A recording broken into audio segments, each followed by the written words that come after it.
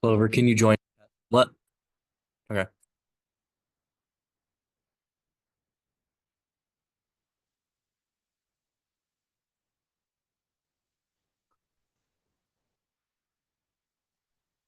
Hello, hello. Hello.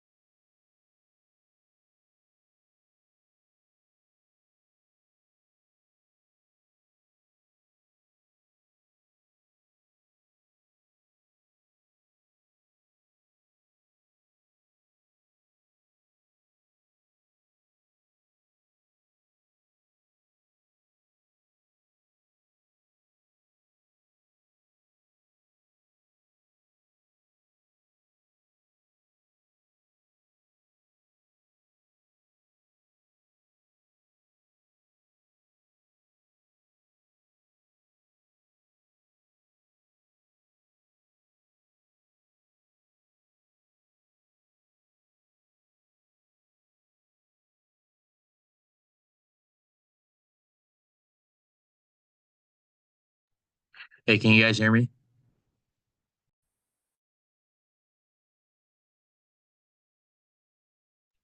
Yes, we can hear you.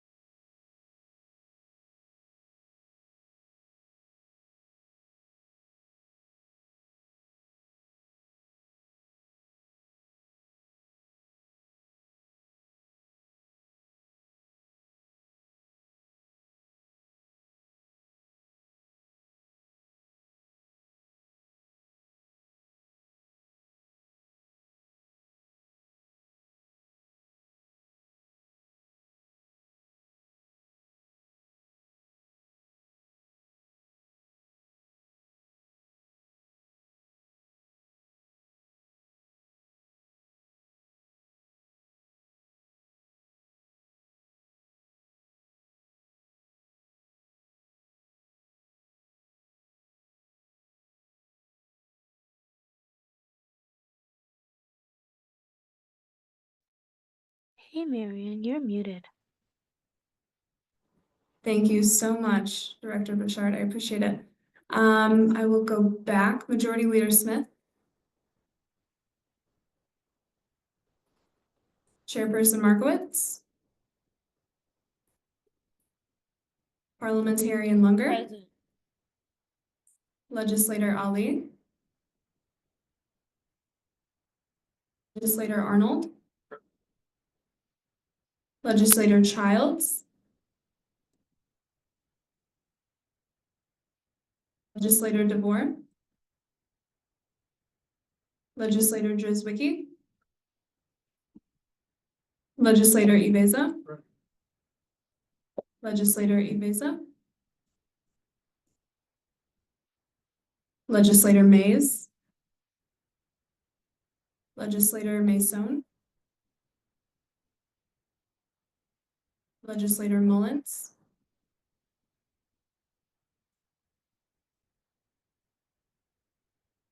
The present and voting in the chat. Legislator Prishandaro.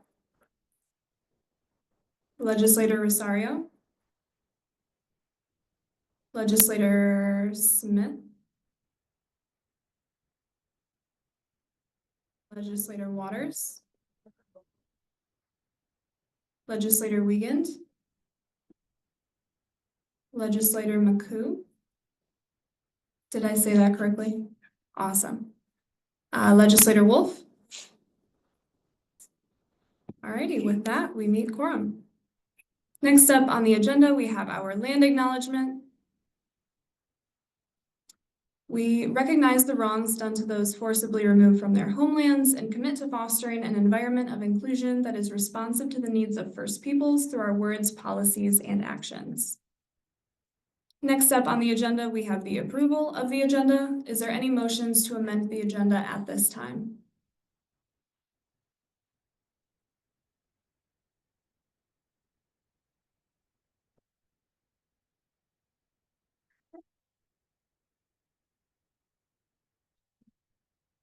Motions at this time?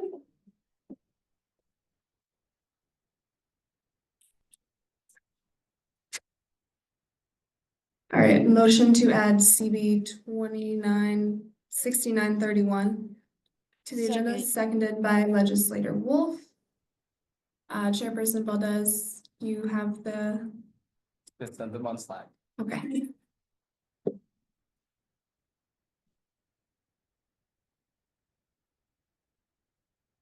Is there any other motions to amend the agenda at this time?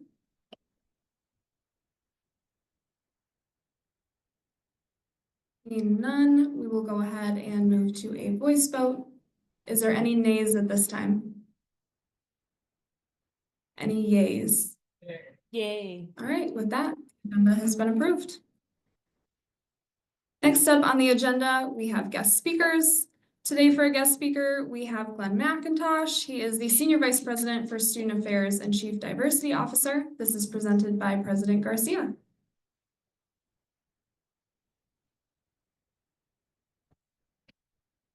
So, Marion and I, as our positions in Student Congress, we meet with Senior Vice President Glenn McIntosh. He's the Senior Vice President for Student Affairs and the Chief Diversity Officer here at OU. But we meet with him monthly to discuss Student Congress affairs, and he's been incredibly helpful for many, many years with regards to Student Congress initiatives. So I will pass the mic off to him. Yeah, you might have to turn on the mic.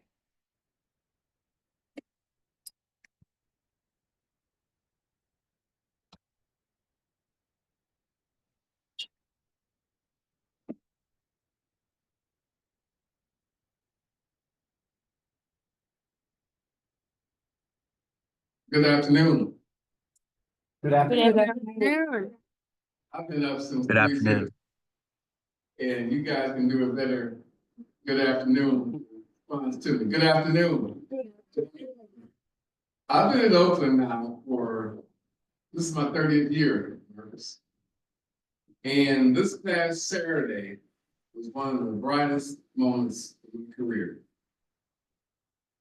And I'll tell you why. I was asked to come up on Saturday and serve as a speaker for Student Congress. They were hosting a conference, a statewide conference. And when I got here, walked into the Oakland Center, I saw Jean Ann Miller and another person sitting in the corner over here. And I said, oh, must be a thing. About 15 minutes later, I walked back in here, saw the gold room was packed. The students from Dillard 14th Public University. The energy in the room was incredible. The conversations about our host, Student Congress, was amazing. And everybody was buzzing about the idea of leadership. I did my workshop, and afterwards, Marcus and a student from Michigan Tech and the University of Michigan, Flint, called me to my office, and we talked for about 45 minutes. And we talked about leadership, what it means today, today's time, challenge to sometimes. That day left me feeling so good about the future of leadership, the Oakland University, our state, or our country. And so I just want to say thank you to each and every one of you for serving in these roles. There's many students at Oakland University that you chose to pick up for the time of leadership. And that means you're special. And I wanted to say publicly, that Amelia and Marion, you guys have made this year special for me.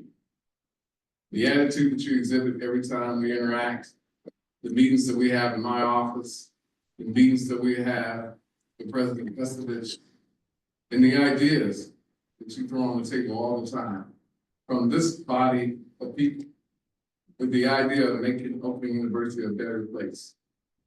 A place where everyone has a sense of belonging, sense of I can come here and be successful. So I thank the two of you for making this year special for me. And I know I echo the sentiments of Dr. Pestovich, and she told you that last week in our meeting on Monday at 9 o'clock. And so why don't you guys give yourselves a round of applause?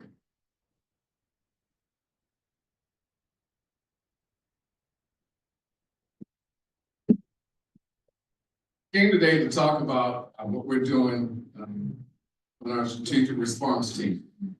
And the strategic response team is formulated by President Pestovich in response to some of the different executive orders, the Dear Colleague letter, and other ideas coming out of the new administration in the White House, President Trump's administration.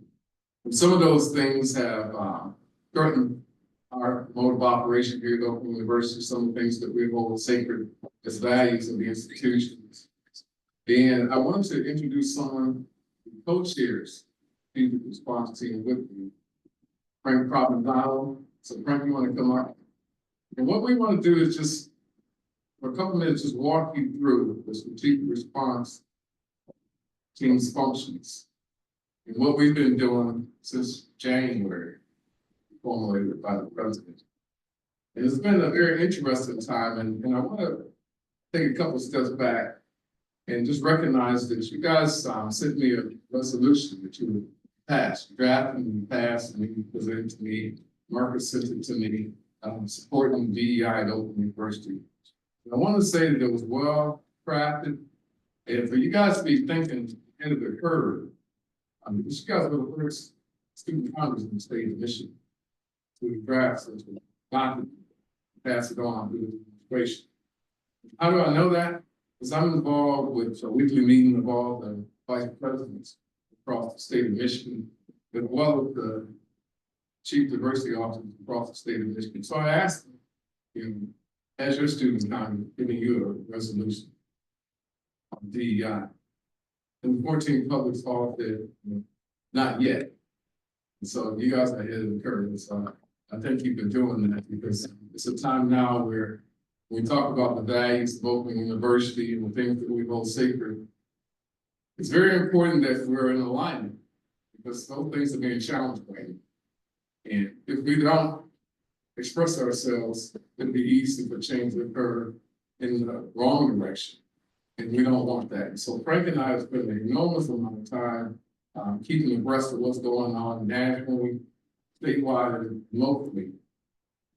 And then putting out different information pieces for the campus community, visiting different departments, having a discussion, weekly meetings of the response team. And so frankly, some of the conversation was talking about what we do, look at the nuts and bolts of it. I know we're on a tight timeline, so I want to be respectful of your time, but I also want to let you guys know that I have an open door policy.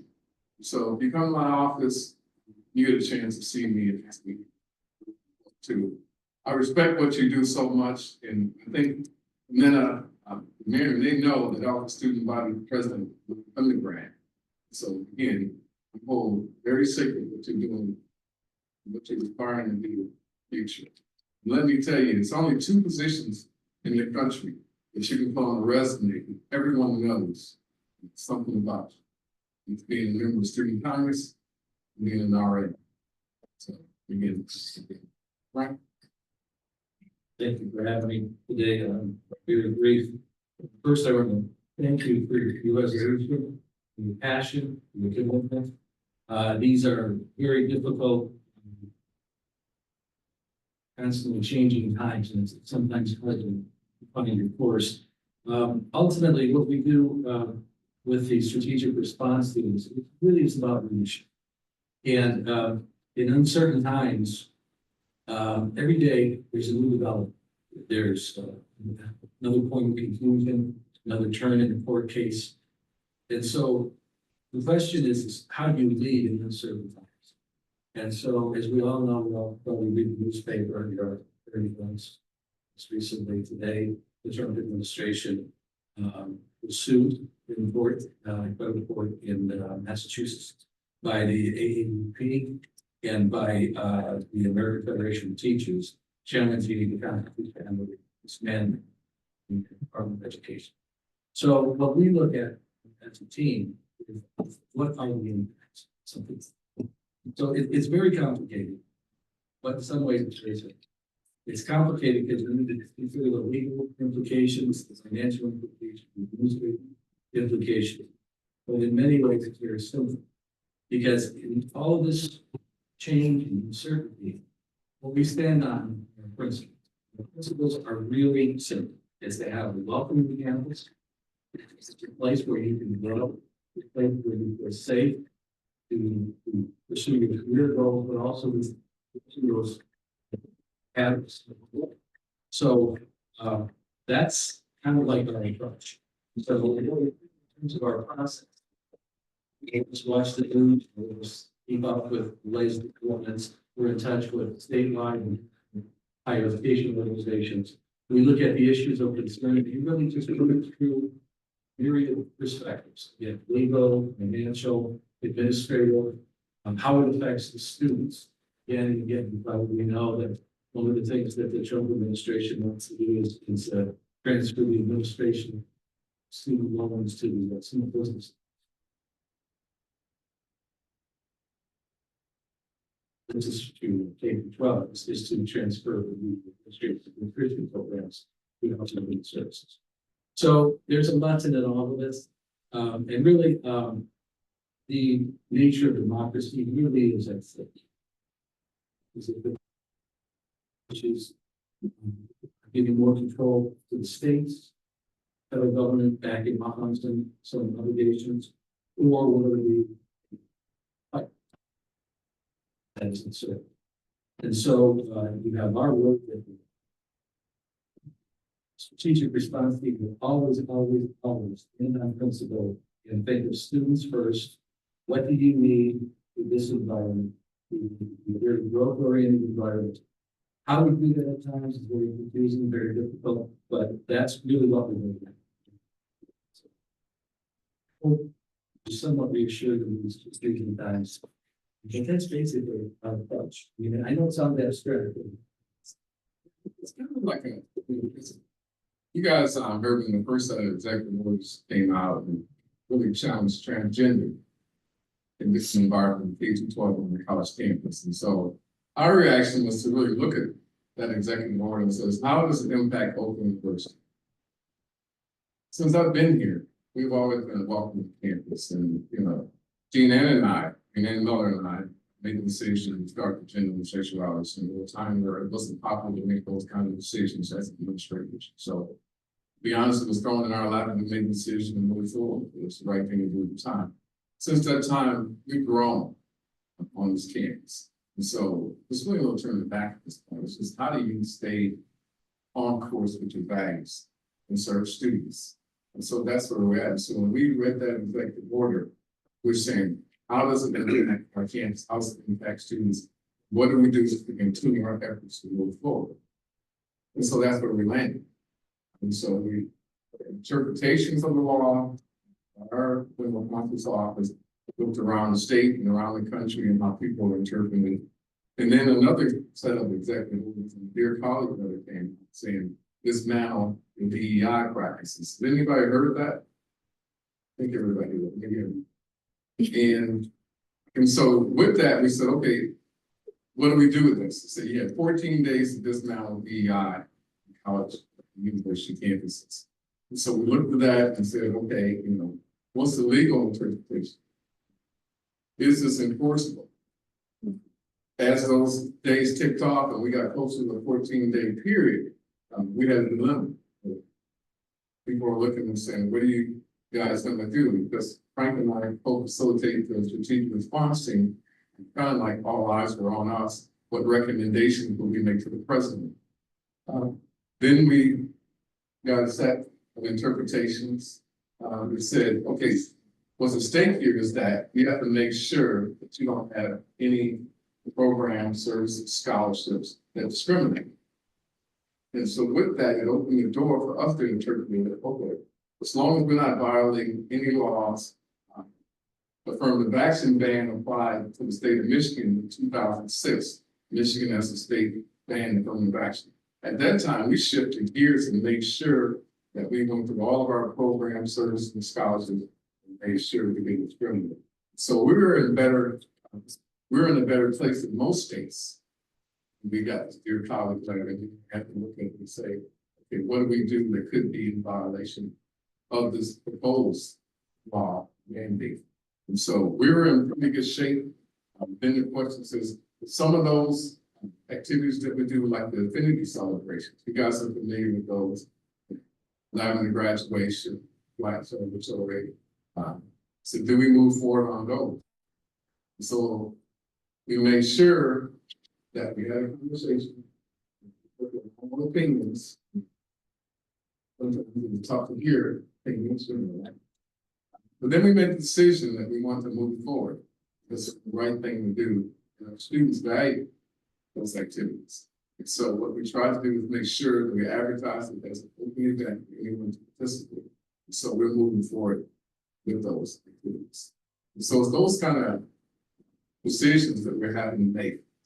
Every day, there's different things coming out of the new administration. We're examining those and saying again, does it have an immediate impact? Do we need to veer course, or do we move ahead? It's always from those different ways, and as Frank indicated, we're assessing this in different ways. How does it impact students? What's the potential financial implications? All of those things are part of what we go into the mix to examine before we move forward and make recommendations to the president. So I'll stop there. But any questions, feel free to ask me any questions, and that's why I'm here to take your questions.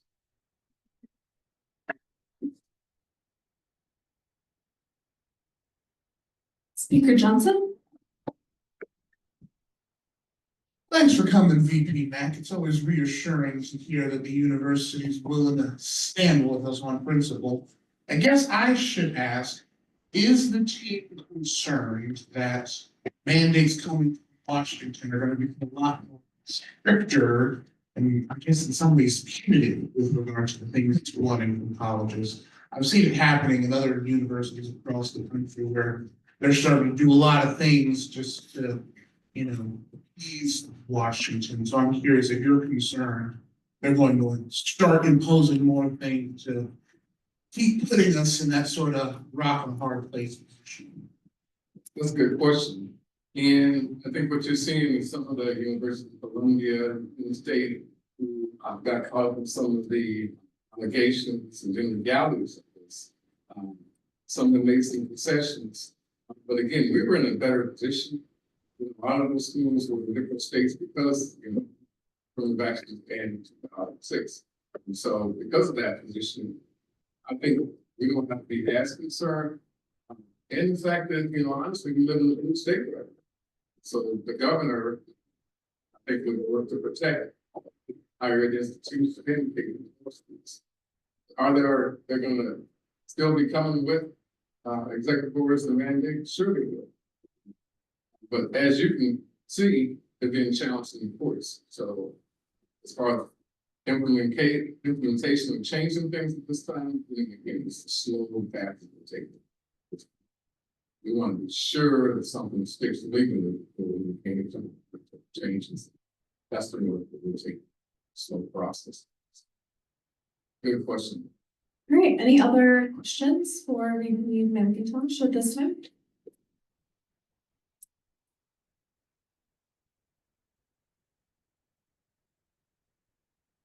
Legislator Christian Dara?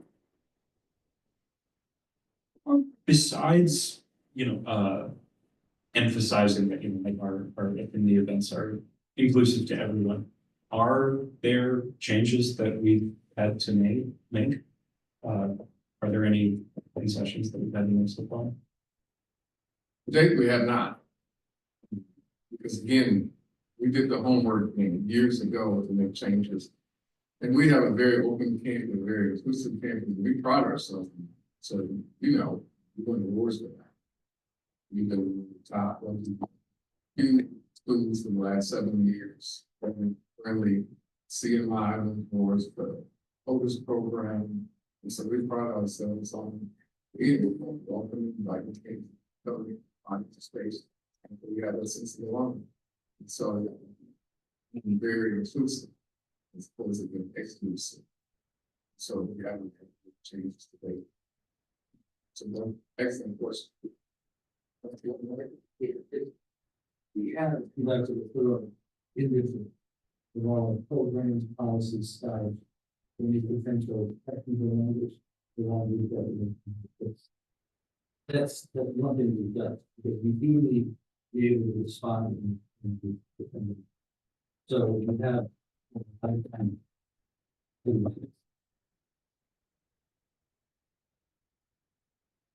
Okay, any other questions at this time?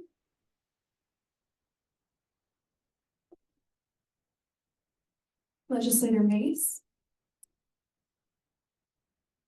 I was just gonna ask, I know about like CMI, Lavender Village, if it was the case that, the Trump administration went after our diversity programs on campus, what do you think, your action plans would be for, like, worst case scenario, CMI in Lavender Village, and how would you, well, yeah, just what would the plan be, if that was the worst case scenario? You know, I don't like to think about worst case scenarios, but to have scenarios and options.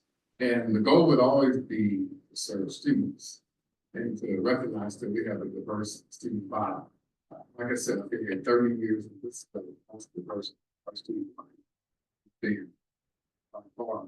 And so with that, we know that there's different populations on our campus who need different things. And so our goal would always be to make sure that the services are supported. So I don't see any of those offices going away or moving away from the mission. But again, making sure that everyone on campus understands that those are offices that continue to educate, serve everyone. And that's really the key factor in all this, because there's a lack of knowledge where people have a perception and a certain office is just for those kind of people. It's not just those kind of people. And that's not part of the learning. I'd be into you if I told you that I could have walked into this position without extending myself beyond people who look like me. When I was in college, I was following around. Let me tell you, I was a student body president. There were students who didn't look like me. That's how I did got involved. Started with friendships and connections and our students. And so that's what it's all about, is learning from others. That's how we learn to grow. Real serious leaders of the future. And so again, what you guys are doing, it's more special than the record. You represent the student body of about 16,000 students. And so the things that you debate in here, very, very critical to the future of this university. All right, any other questions at this time? All right, seeing none, thank you very much to the both of you. So again, I don't know. But again, yeah, this is the best team we've had. So I want to stand here with the quality. Thank you.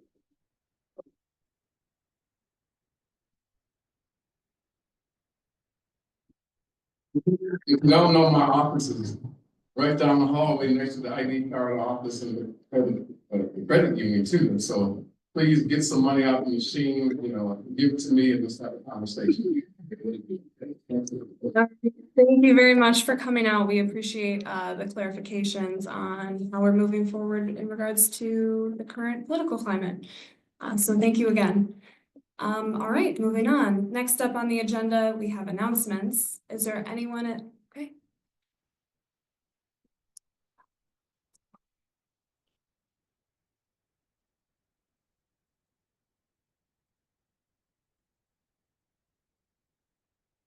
Everyone, I didn't want to save it for the end this time, but just a reminder in terms of elections, the debates are this week.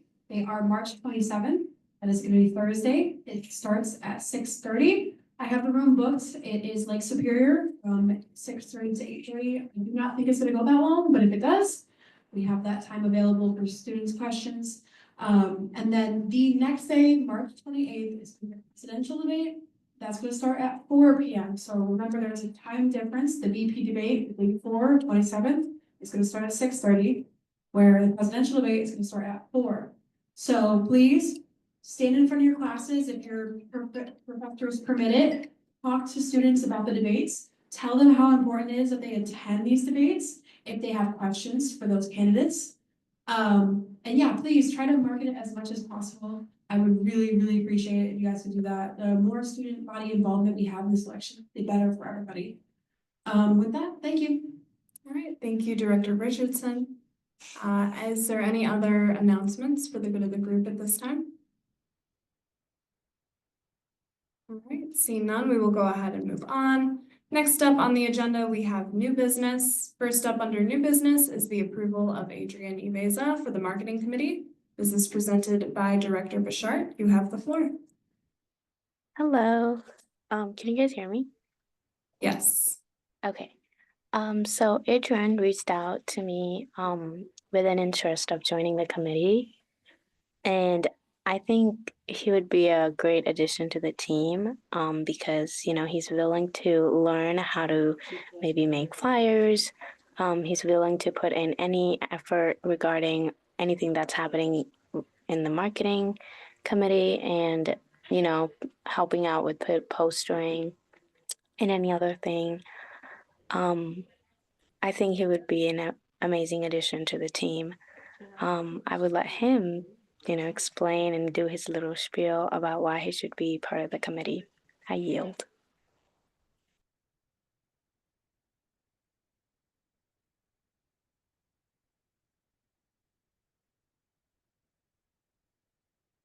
Hi guys, I'm just gonna make this short, so. Let's stay here, okay, the reason I want to join the marketing committee is because I have experience with AMA, which is the American Marketing Association, for those who don't know. But also, I really want to make school events more known for students looking for resources and events we have to offer. That's pretty much it. So much for it. Is there any questions for Legislator Ibeza at this time? All right, seeing none, I'm going to ask you to step out really quickly. Oh, just kidding. One moment. Legislator Ibeza. How exactly do you plan on making things?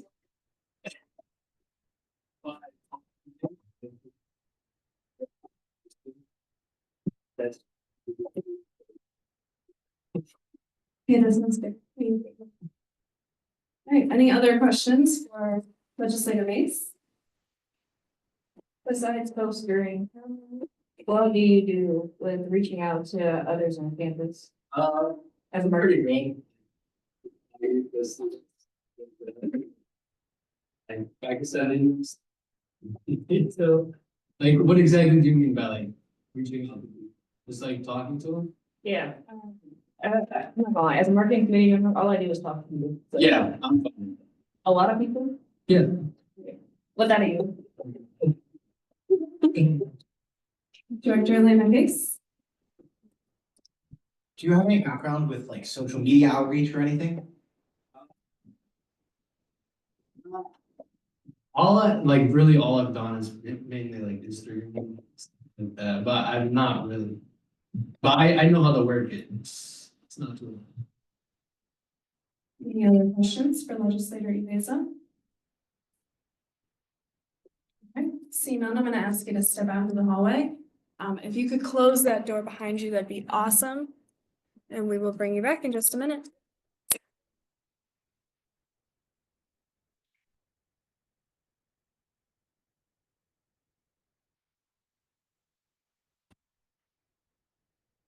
Is there any discussion? President Garcia. I can advocate on behalf of Legislator Ibeza that he has been in the office quite a bit, asking me for things to do, and so he's been postering like quite a bit. So I will say that he does have the work ethic to contribute to the committee. I would have liked him to be a little bit more serious during his speech, though. Legislator Waters.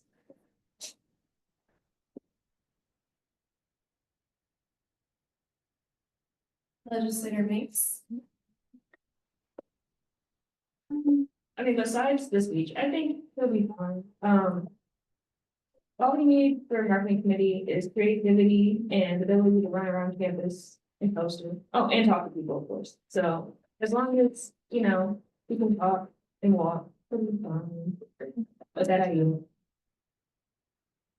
Chairperson Valdez. I do agree that he could have taken a little bit more serious in his speech, but he's very friendly. I think he would be great at talking to students. He has a great approach into when it comes to marketing because he has experience in AMA. So I would say he does have also good work ethics. So that I Okay, any other discussion at this time?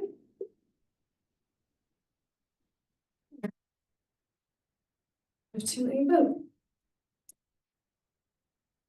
Before we go ahead and move into a vote, I know we had some people come in after roll call. I know I saw a present in the chat from Chairperson Markowitz. Anyone else that I missed? Legislator Ali? Legislator Childs is not here. Legislator Ibeza?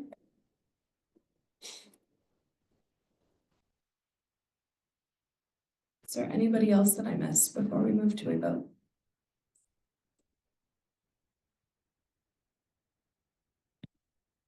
All right. Oh boy. All right, Chairperson Smith. Legislator DeVore. Legislator Mullins.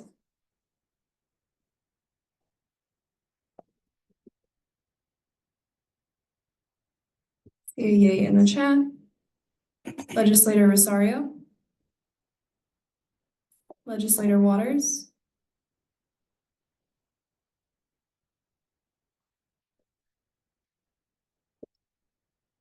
All right. Technical difficulties.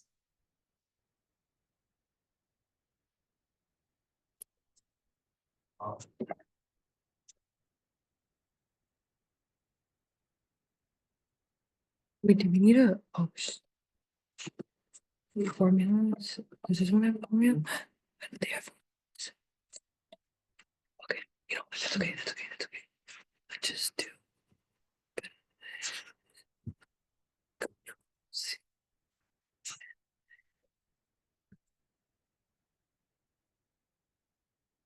All right, Speaker Johnson. Chairperson Valdez. Chairperson Markowitz. Yay in the chat. Parliamentarian Lunger. Yay. Legislator Ali. Legislator Arnold. Legislator Joswicki. Legislator Ibeza. Legislator Mays. Legislator Prishendaro. Legislator Wiegand. Legislator Maku. Legislator Wolf. Alrighty, could someone grab Legislator Ibeza?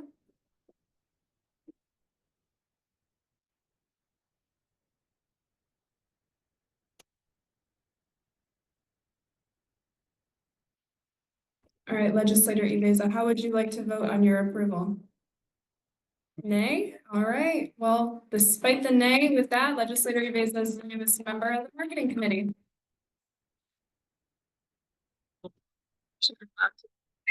All right. Moving on. Next up under new business, we have the approval of Emilia Villegas for the Validations Committee. This is presented by Director Richardson. You have the floor.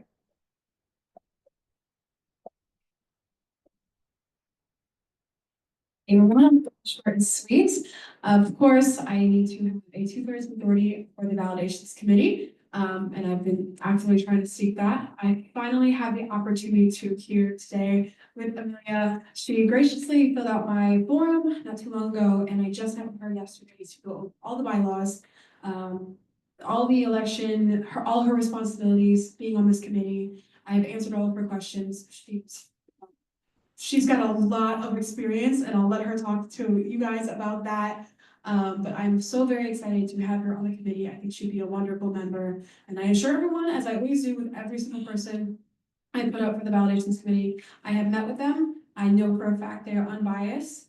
And I know for a fact they are good for this role, and they will do what is good for the student body and not just their own benefit.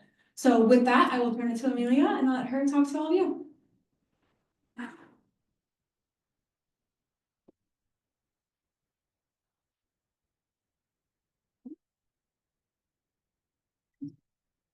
I'm currently it's about politics, specializing in courts, politics, and justice, while also minoring in philosophy. I'm an active member of Pi Sigma Alpha Honor Society and throughout my time here at OU, I've been deeply involved with Alpha X sorority, where I spent 2 of the 3 years serving as the vice president of member development. In this role, I'm responsible for studying, teaching, and revising our standing as incredible. Becoming very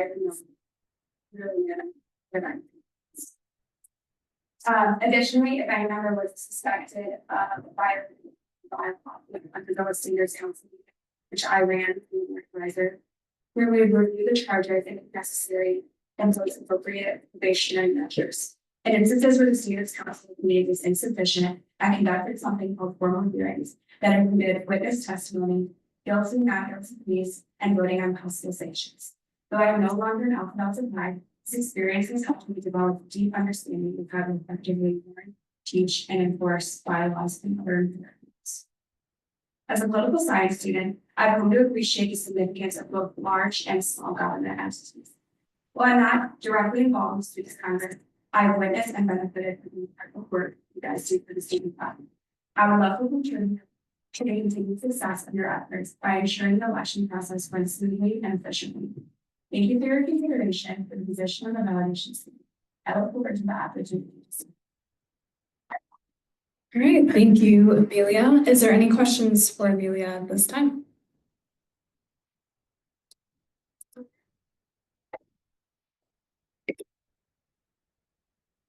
Legislator Wolf? You don't hear free of any conflicts of interest or competing interest, or just in general competing interests in terms of validating election results? Yeah, I think I would do a good job. I would like to do research to do to it, especially since we speak unlicensed. I have to do the same thing for students. To help all my members, whether I feel them the best friend or their my community. They all have to be subject to the same procedures. Okay. Any other questions for Amelia at this time? All right, seeing none, I'm going to ask you to step out into the hallway. We'll bring you back in just a minute.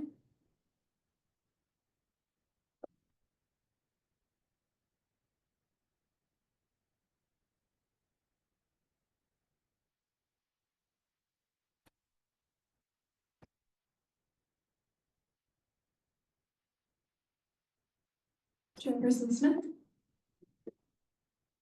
Thank you very much. Amelia's like a perfectly fine candidate for the validation committee, and I think she'd make a great addition. That are you. Legislator DeVore? I'd just like to second Chairperson Smith. Amelia definitely sounds like a very overqualified candidate, and I think she'd do great. And I love when people that are not involved with Student Congress care enough to be involved with Student Congress a little bit, just help us out a little bit. So I would definitely like to offer my support to Amelia for the validation committee. That I yield. Legislator Wolf? I took note of her interest in, being interested in what's going on with the election, but choosing to kind of not look too hard at it, be a little bit more like, it's better to keep out of it than, get too involved. And I think that is good. We don't need a whole lot of drama going on. for this election.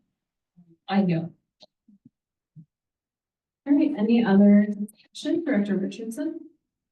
Just one last thing, and I think she said it enough, but I don't know.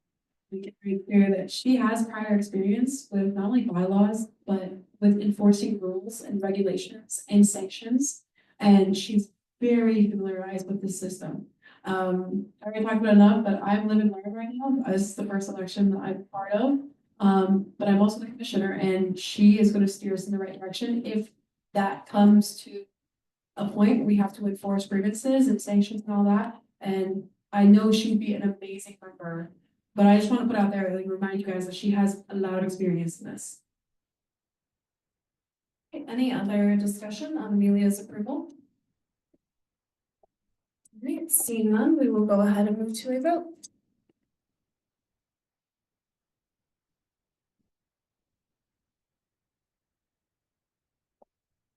All right, Chairperson Smith. Legislator DeVore. Legislator Mullins.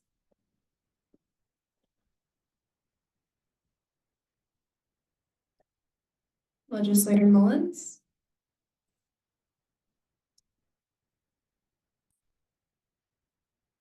Legislator Rosario. Legislator Waters. Speaker Johnson. I see a yay in the chat from Legislator Mullins. Chairperson Valdez. Chairperson Markowitz. See an abstain from Chairperson Markowitz. Parliamentarian Lunger. Yay. Legislator Ali. Legislator Arnold. Legislator Jizwicki. Legislator Ibeza. Legislator Ibeza. Legislator Mays. Legislator Prishandaro. Legislator Wiegand. Legislator McCoo. Legislator Wolf. All right, would someone like to grab Amelia?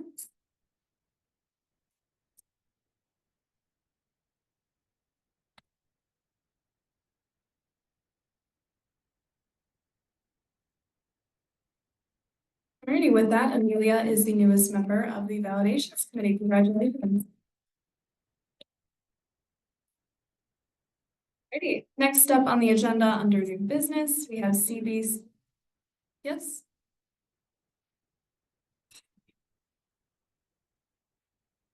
I think he wants 3 readings though. Yeah, I had wanted to do 2 for 3. Yes. Just due to the density of it. Yes, okay. So next up under new business, we have CB 6730. This is presented by Chairperson Valdez. You have the floor.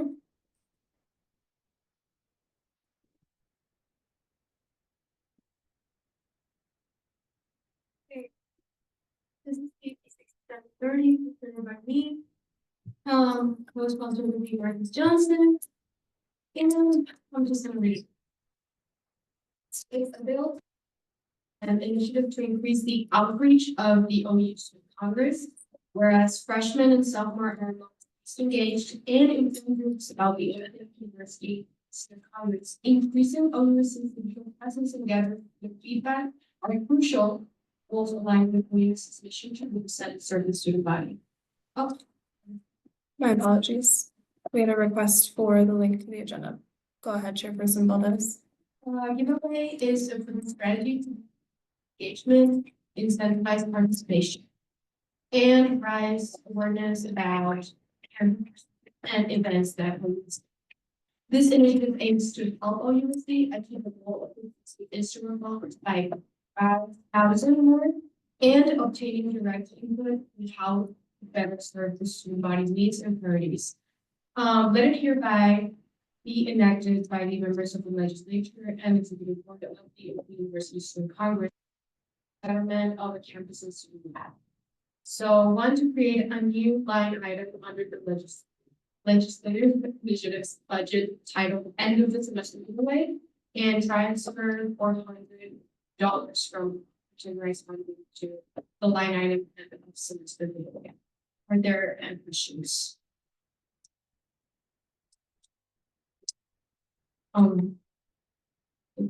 Parliamentarian Munger.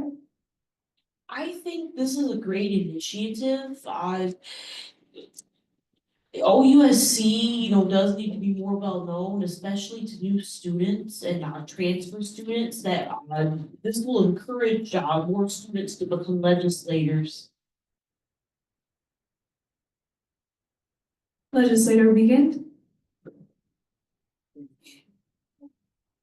So increasing by 5,000 followers is very ambitious. Do you think that's realistic? Yes. Do you think that's more than double? That's more than double, yes. We have currently 3,023 posts. 8,000? Is that what it's saying? Yes, in total 8,000.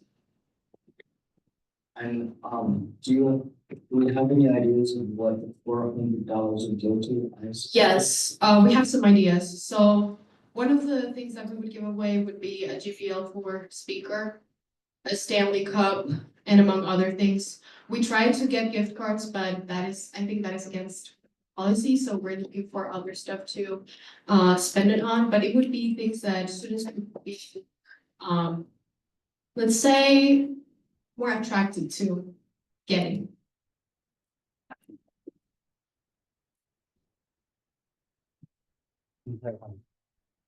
Dr. Liverpiece. I had tried to do something similar a few years back where I was like, oh, we could give out a gift card as a reward for something. And it turns out we cannot give out a gift card directly. I had spoken with Chairperson Valdez earlier. What we can do is be like, say we want to give people money towards the bookstore. We can say, hey, pick out $100 worth of items at the bookstore and we will buy them for you. We can't directly give someone $100 gift card for the bookstore or give them $100. They have to facilitate the purchase through us. Thank you. Legislator Waters. Thank you. I just wanted to ask, not for me, because I know you explained it to me, but for others in the room. What exactly is the plan to do? What would this end of the semester giveaway look like? Okay, so let's just say I would be tabling with a couple of students that are helping with this initiative. So this is not from OUSC, this is to help us. It's to help us get to more students. So we would be tabling this giveaway and making them to join this giveaway, they would have to follow the Instagram account and fill out a form with feedback for us. So at the end of the day, it's helping us because we are seeing what they see what we cannot see. Does that make any sense? Yeah, it does. Yeah. So at the end of the day, students would be joining this giveaway. And then at the end of, I think we would have it for a whole day, but we would be promoting it throughout many other classrooms. I think we'll reach out to, if I'm not wrong, 120 classrooms. Well, 120 classes, if that's what I'm trying to say. And then we will have, if we can reach it, I'm sure we can, because we're about 24,000 students. So we would gain 5,000 followers more and feedback for us to get better at how we can make this be the students get to the resources that we offer. All right, thank you, I appreciate it. Donna, you have the floor. Legislator DeVore. Yeah, Legislator Waters kind of took my question a little bit there, but I just wanted to offer a little bit of support for this. When we were putting together Meet the Reps last semester, we talked about during the legislator meeting, and I cannot tell you how embarrassed and just upset I was hearing that nobody cares about student congress. I just angers me every single time I hear those words. But yeah, I think definitely promoting to the student body more is something we need to do more effectively. I think a giveaway is a great way of going about doing that. I know I talked with you about this in the office yesterday, and you mentioned that of the 3,000 followers that we have on Instagram, how many of those exactly were just members of the student body? Yeah. So we're only reaching like 1,500 students at the most right now, and that's not enough when we have a campus of 16,000. So I think definitely 5,000 is definitely attainable, and it's something that we should strive to do more. That I yield. Speaker Johnson? I don't like the trend here, because it's almost like legislator DeVore took the word right out of my mouth too. I was gonna tell people if there is precedent for something like this, because this is exactly what we did meet the reps. When we put some gift baskets together and we had a drawing that people would submit to, and they had to follow the Instagram and whatnot. Just like take what we did for that and put the engagement of it on like steroids. And I think you get the vision of what Chairperson Valdez is going for. So we've done it before. It's just different advertising. I'll use it before. Legislator Iveza? Just want to say I support this. In the summertime when I was supporting the school, we went to the rec center and they had like a raffle. And we had to follow the Instagram so they did something. And honestly, I thought it was smart. So I think this would be a good. And I think we can get at least 5,000. We will get more. You think so? Yes. I love the confidence. Yeah, no, I think it's a 10. I yield. Legislator Wiegand? Is there a timeline that you expect to get the 5,000 followers by, or like way that if like a steady growth that you expect from this, if we're doing this out there every single semester? I think it would be a good idea for something. Like, we should do this annually. We get feedback. Yeah, because it's happening at the end of the semester. Maybe twice. I don't know. I think I would have to think more of that, but yeah, that is a good question. Just as clarification for everyone, this bill, if it is passed, it's something that will happen this semester. It does not guarantee that this will happen at any point beyond that. So that would be up to whatever administration and legislature is here. Legislator Wolf? I definitely want to see more engagement and more, knowledge of OEC from the student body. So Valdez, I will hold you to your 5,000 follower increase. I'll be watching you. Oh yeah, please do. Okay, I yield. Legislator Christian Darrow? If this is an active one, we'll table slide. March 9th. Okay. April 9th. Sorry. So the ambition is. Yes. That's ambitious. Legislator Mace?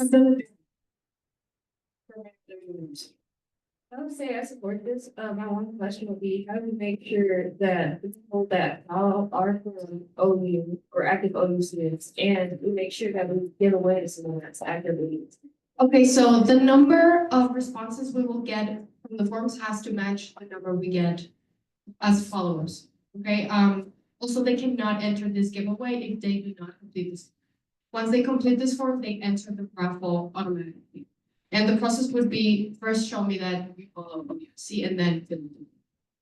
You thought about, this might be too much, but like adding something like on like Instagram, like just for Instagram, Yes, this is for Instagram. adding like maybe, kind of add an OU. You know how like they, on most of the ways on Instagram, they like tag a friend, tag. Oh yeah, absolutely, yes. That is. Legislator DeVore? I was just wondering if it would be possible to get a look at this form next time this bill goes up next week. If just that way we could just get a look at what we're gonna be sending out. Yeah. Yeah. Chairperson Smith? This is somewhat unrelated, but still related. If one of the goals is to increase engagement through our Instagram, do you think it would be prudent to have a small budget for like Instagram ads and that sort of thing? And because you can, of course, target specific cities, locations, all that sort of stuff. Yes, But I cannot give you that answer right now. I think I would have to do something, some digging and stuff. I have to look up. Yeah, no, that's fair. I just wanted to field it and let it be on the floor so people can think about that. Would that be good? Any other discussion, legislator, you have them? I would just like to say I'm in support of this. I think there's been like a lot of discussion that has been unnecessary, because like we all can agree that this is something that's good. It doesn't matter even if we don't hit the 5,000 count, like it's a goal, it's high, that's good, like we should set high goals for ourselves, like I'm completely support of that, I hope we make it, I hope we get more. I'm in support of this, and there's nothing to really critique or like, I don't really think, I think you know what you're doing, you're part of the marketing committee. A lot of us aren't part of the marketing committee, like we're not in charge of the forms, we're not in charge. So just you do what you need to do, you know? Drown out some noise, and yeah, you have the floor. Legislator Weekend? I'm wondering, did I ask to have one big prize rather than multiple smaller ones, so that to get more excitement? Well, the thing is that if I put one prize, then there will be variety, and I don't know, maybe half of this room likes black and this other half likes pink. Like, I want to keep it diverse enough, I want to keep more prizes so that people would be more interested in join.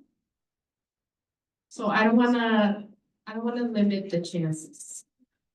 Do you think it would be a good idea to put a woman into that content of our stories? If That's not. it's possible, sure, but. And it's not too much. Okay, I would have to check if I can. I'm not sure if I can. Any other discussion on CV6 legislator Ibeza? So I say we should applaud her.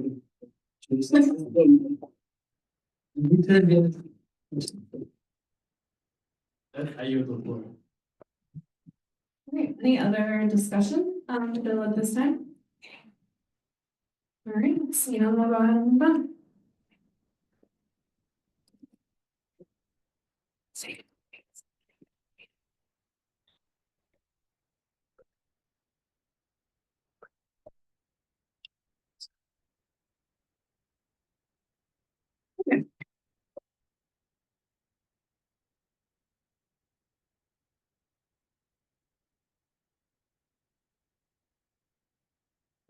For any gallery members that would like to make a comment, that time would be during comments from the gallery later on the agenda.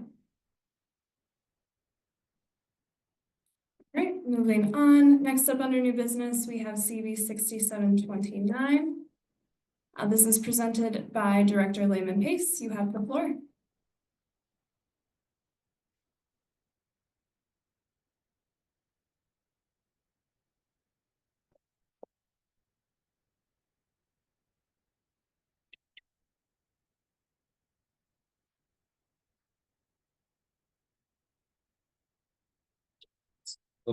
Distracted.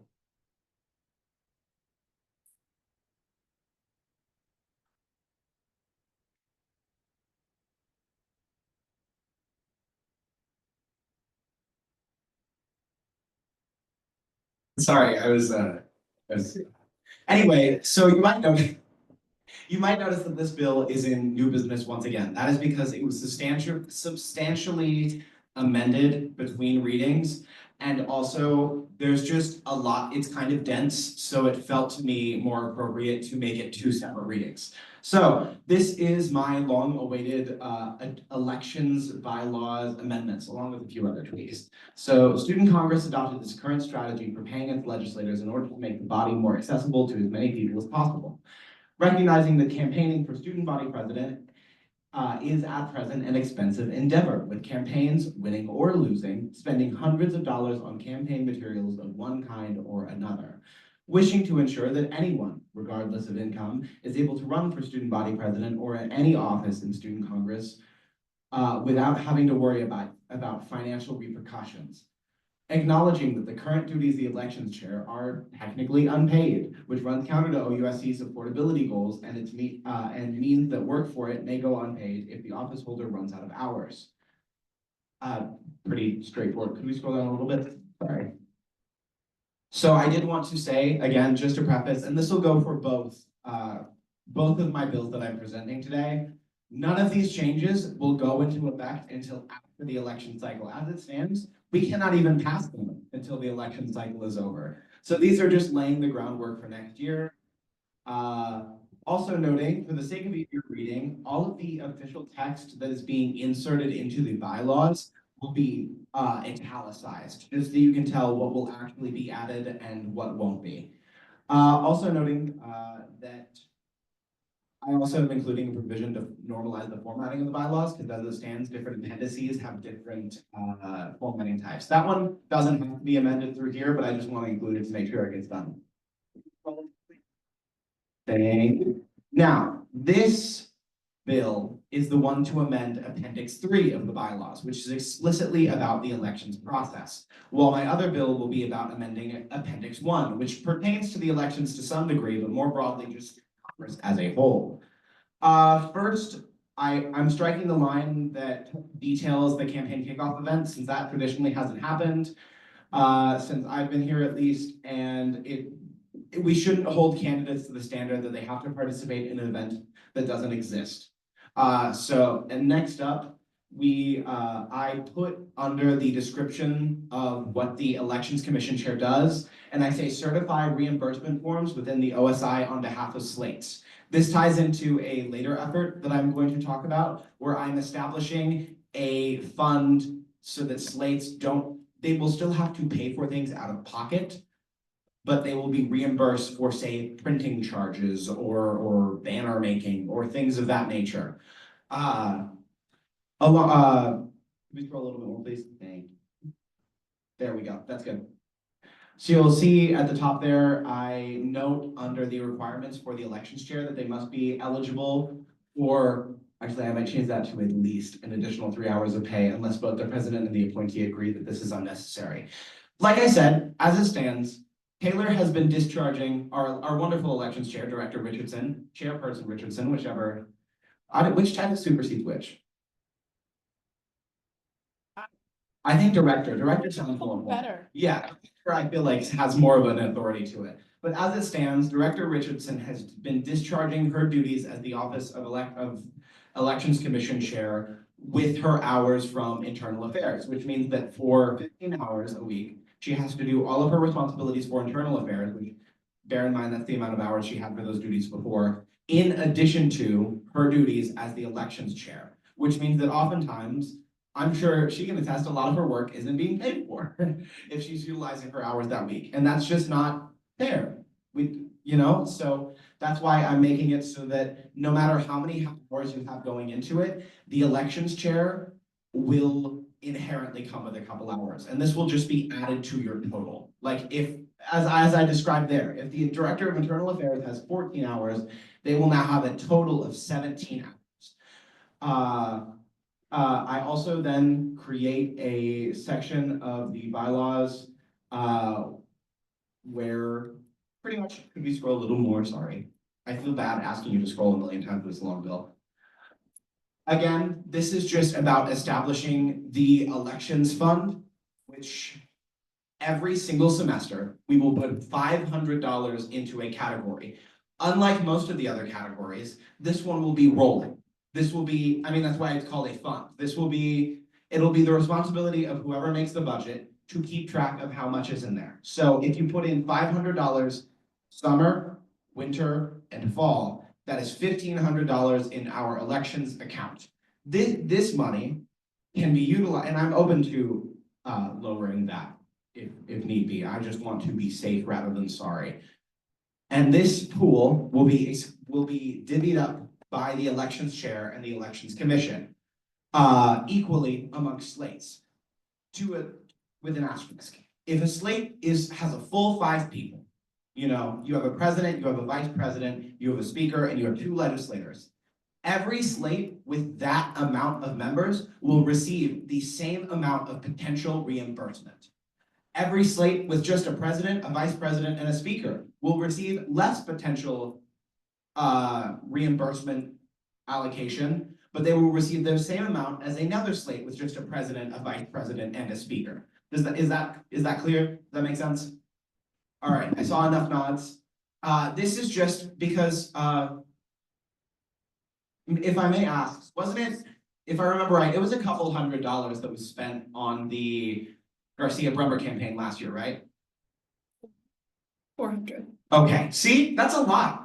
Most people just can't take that hit, especially for a student Congress election, which, while impactful, I wouldn't say that I could comfortably just spend $400 a month.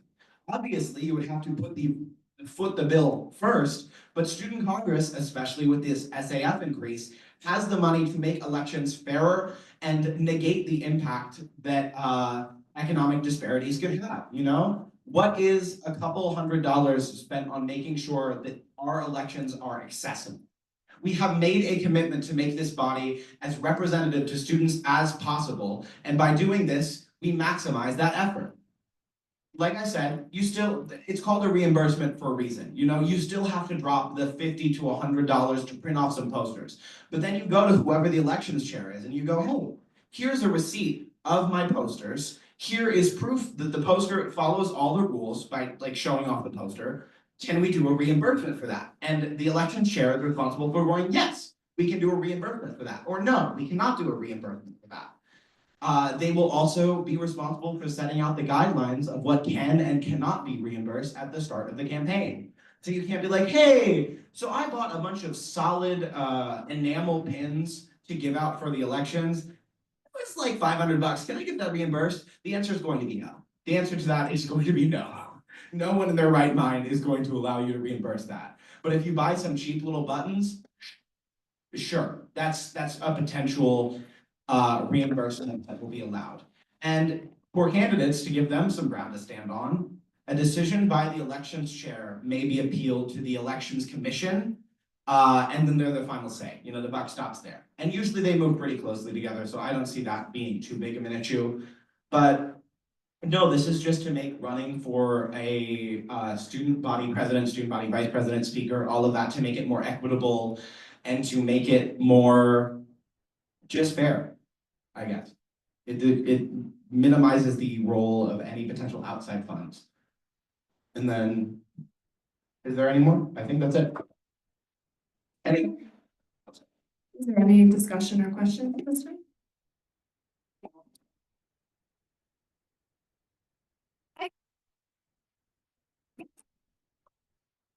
We have one more, but. Chairperson Smith? So, of course, we've already heard this read once before, but I'm gonna just say something that I pretty much said for word last week. And it'll be very vague due to the environment around us currently. I think this is really cool. Legislator DeVore? Two questions, one for clarification. You mentioned that like right when you started reading the bill, this couldn't even be passed in this term because it wouldn't take effect in the next term. Does that mean we can still vote on it next week? Or no? We can still vote. I meant that it would be so the elections have run their course. That is what I meant. Like, if people are concerned about this impacting this year's elections, it's too late. It is in fact too late for that. Already done with certain like licensing requirements, like you can only buy stuff through Amazon, for example. Is that something that's gonna be like a policy that's gonna be upheld for elections now too? Or Okay, so that's where it gets a little bit more difficult. I've spoken with Dana, and she told me that student Congress, to like lift the burden off of OSI, as long as student Congress is paying for it. I mean, we have the same amount of latitude that student Congress presently has. It wouldn't be treated like a student. She told me that there is a form to open the reimbursement window and a form to close the reimbursement window. And those are the only two major hurdles that OSI has. We'll go to them and say, hey, we filed the open reimbursement window and we have someone wanting $70 for a banner. We'd like to withdraw that to give it to them. And that's that. So the answer is just, we'll follow the student Congress regulations. And is that good? better yield. Director Richardson? For the sake of this bill, and also because it talks a lot about, of course, elections and election commissioner, which I am, I have no ties to this bill. This bill was made without me.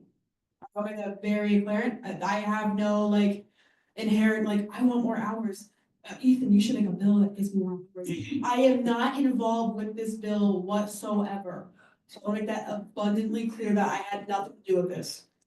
That was me trying to be courteous because I was like, I realized that I am adding a lot of extra headache to the office, to the role of elections chair, so I should make sure that they're getting paid for all of the extra forms that they're going to have to process. The only involvement Taylor has had is I showed her some language on the other bill and I was like, is this feasible? And she went, maybe change that. That is it. That is the only connection there. This has been something that I've wanted to work on for a while. It just took a long time to get there wasn't a lot of momentum in the past for it. And then also, it was when the OSI didn't have an accountant, I couldn't really go by there and ask about how reimbursements would work when the person who would handle them was not employed. So it took some time. This has been cooking for a while and I'm happy to present it to you all. Thank you. Chairperson Matthews? Just to answer, I believe it was a legislative divorce question better. I think that, within the, bylaws, you guys have your own policy, but also Oakland University has policies about what you guys can and can't use, for student tuition for. So as long as like you guys are within that guideline, then this should be pretty good. Thank you. Legislator Christian Darrow?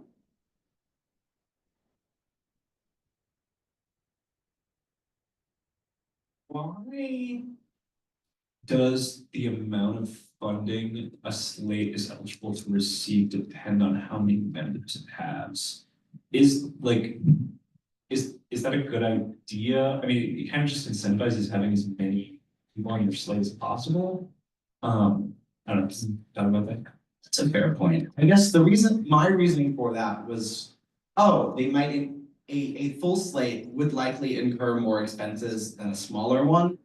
But I could see that being fair. And at present, I mean, the past couple of years, we've had an issue of people running for an office and not filling, candidate Josh, our board of trustees liaison, Josh Kobus, he ran for president twice without a vice president or a speaker, which he still had campaign expenses, but he didn't necessarily have to advertise their presence or anything. But I would be amenable to working on that with you and potentially shaking something up. That was just what I thought would work best, but if people have suggestions, then.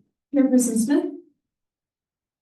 Yeah, I wanted to talk about that as well, because I forgot to bring the news mentioning it, but I'm a bit, I guess I just don't quite understand exactly how people on a slate would incur more costs on the campaign. It just doesn't, I don't know, I don't see it, like people, yeah, that, yeah. I guess also, I mean, I think maybe subconsciously it was a way to encourage people to run with a slate, because at present, we don't usually have a lot of people run as a legislator with a slate or with a election. The person who is going to be the speaker, who shall remain unnamed, is guaranteed, as there are no other speaker candidates running. And it would sort of incentivize people to fill out their slate a little bit. I'm amenable to changing it.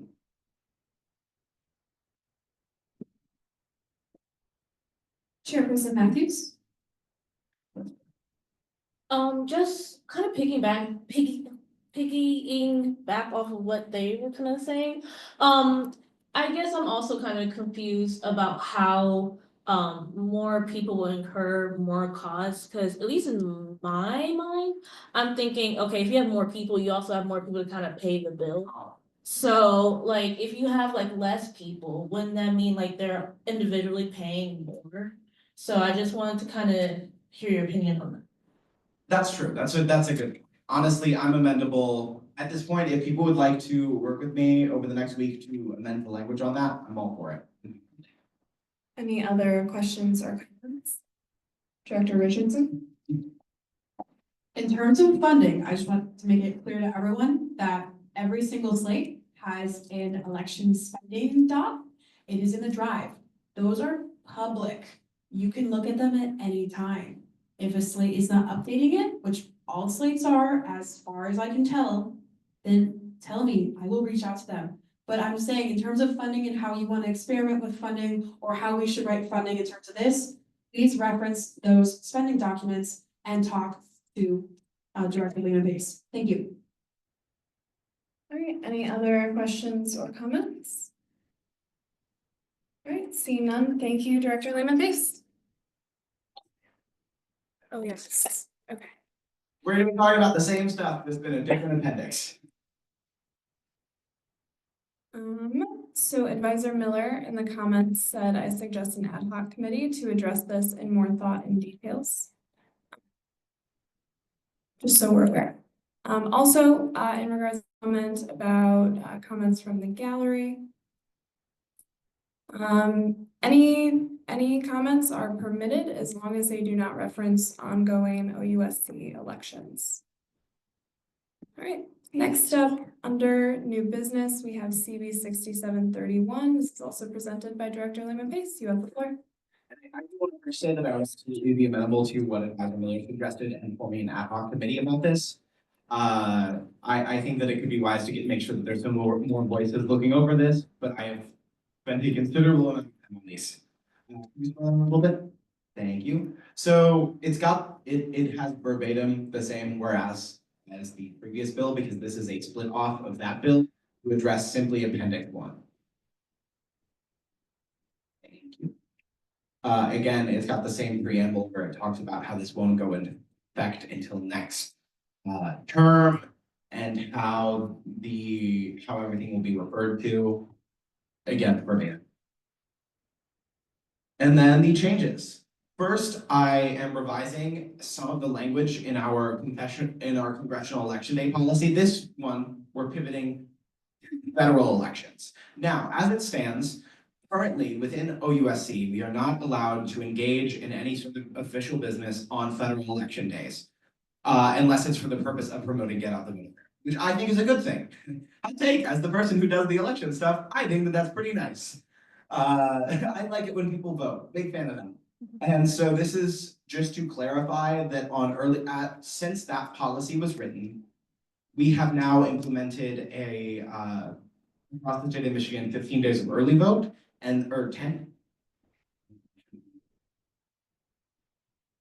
Could be. Let's leave it to the audience. Well, it's up to counties. It's really up to jurisdictions because I know around here they'll do a few more than they do back home. So I think that's where the confusion in my mind. Regardless, that's neither here nor there.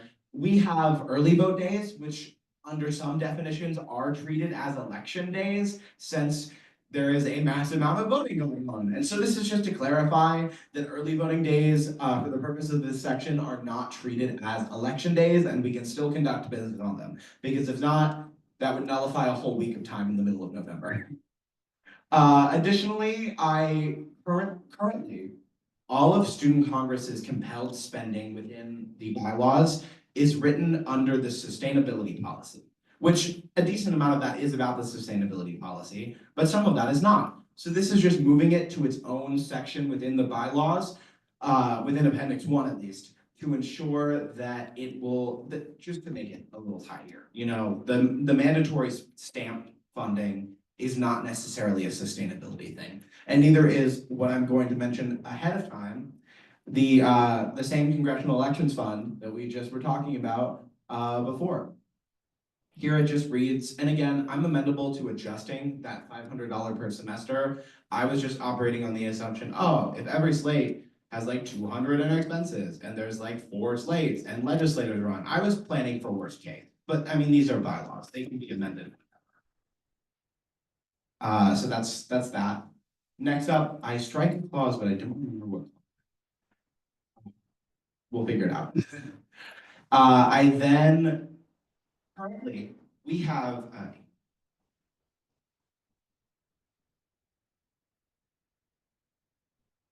like 17 e-board roles listed in the bylaws, and that includes like president, vice president, SAFB director, internal affairs, but then things like software and technology director. And there's no indication, it doesn't compel you to hire all of them, but it also doesn't say that you don't have to. So this is just saying, hey, this is the list of past board roles that have worked. And here's a list that you absolutely for real have to have. And the have to have one, the president, vice president, SAFB chair, internal affairs, executive platform and elections chair. And I was also thinking adding sustainability director in there because as it currently stands, sustainability director is not actually mentioned as an e-board role, it's mentioned as a special advisor or something like that. It's still labeled director and everything, but under these bylaws, it's in a different section.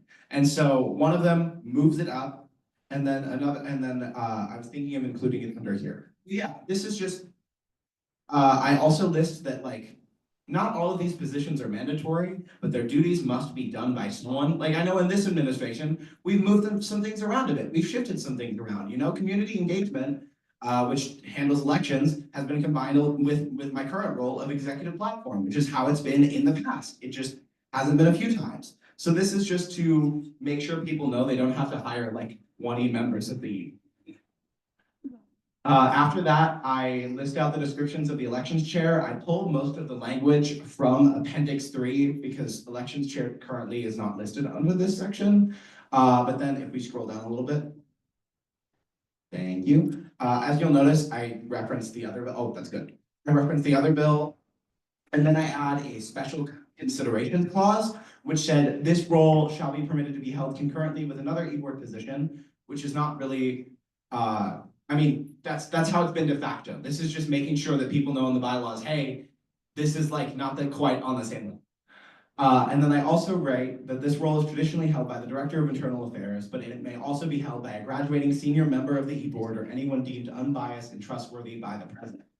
Sometimes we've had, it's usually been internal affairs, but at one point it was a graduating sustainability director, or another point it was a graduating vice president. So this is more of a guidance area. The whole e-board page of the Appendix 1 is a guidance area for future administrations. Then we can scroll down a bit more.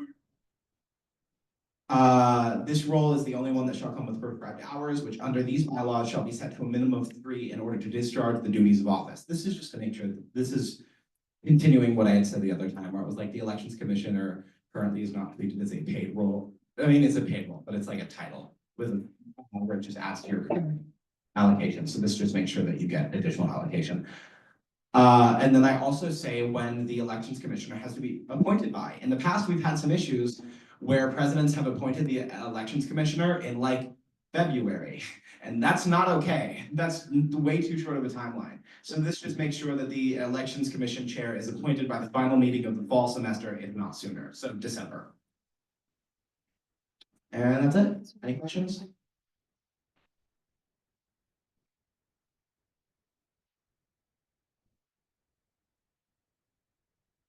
Ms. Leader DeVore? I was just wondering if it'd be necessary to include clause 2 on this bill, like all the way up above when even says amending appendix 1. The one talking about how we want to format bills or format the bylaws. Do we need to include that on both bills? Oh, no, we don't. I honestly, I think I just forgot to leave that. That's all right. Yeah, that was my only question that I yield. Gotcha. That would be a friendly amendment. I can strike that. Any other questions or comments? And I kind of want to make sure that everybody processed what I said, because I know I threw a lot of very dense, like technical information at you. So I just want to make sure that everyone is clear on this sort of. Director Richardson? For transparency reasons, the only thing Ethan mentioned it earlier that I did comment on one thing. The only thing I commented was the fall semester, that last line, because I know that it's important that whoever is commissioner next comes in and is ready to go by January. Because I was ready to go by January and that has worked for me. So that is the only thing I did, just letting everyone know. I can also verify that. That's the only comment that Director Richardson had, and it was a good idea, because originally I said by the end of January, and she was like, end of January? No, end of December. And then we were like, oh, what if we do fall semester?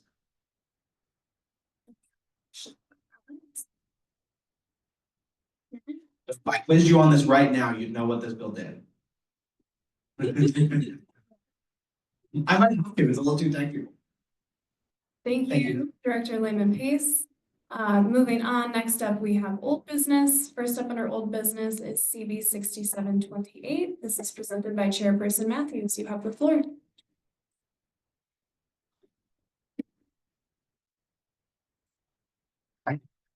It's feel weird leaving it on when I leave.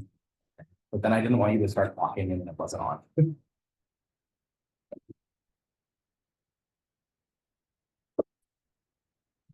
Hi. So, this has not changed since last week, which basically says that we are now removing category limits for SAFB because every organization is different and every organization needs different things. And also it's a lot more work on SAFB to approve these because, especially when we're going into a new financial process. So I think that just kind of removing these is a good idea. And if anyone has any questions, I would be happy to. President Garcia? Just a quick point of order. I'm very much guilty of this, but with regards to like phone usage, if everyone could just like make sure to pay a little bit more attention and be off their phones. Thank you.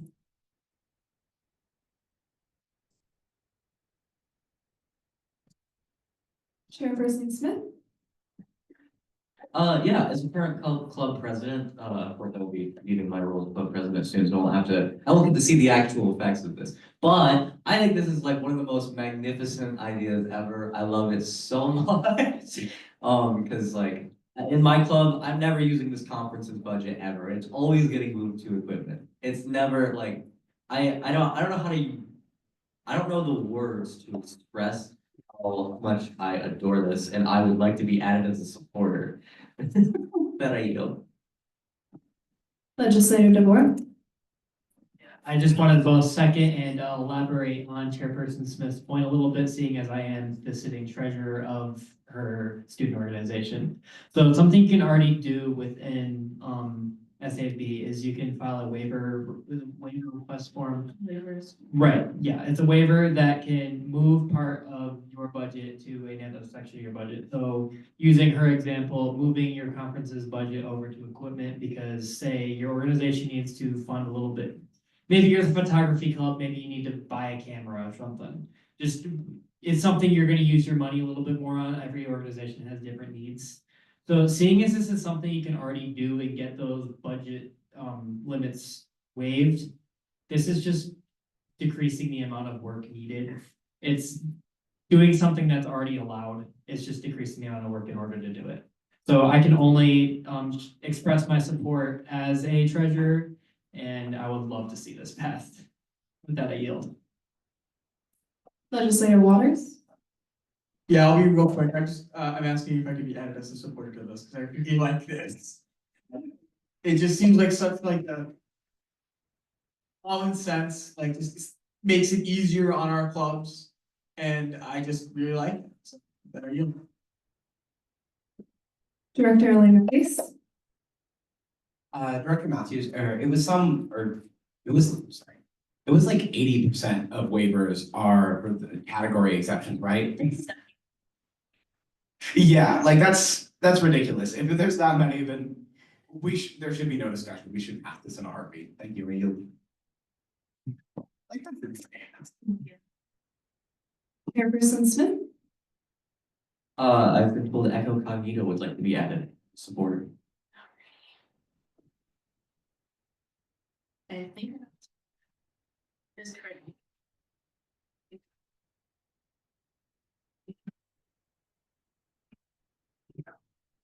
That one?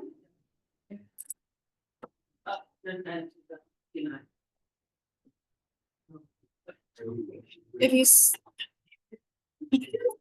Well, I think it is.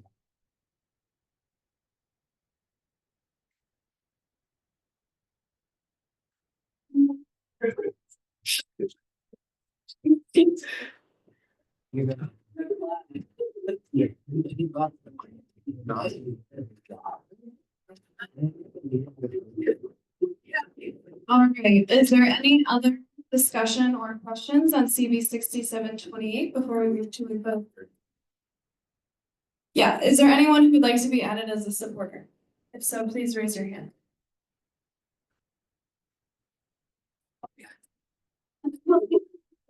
You're also from, it'd be cool if you could have YDSA as well.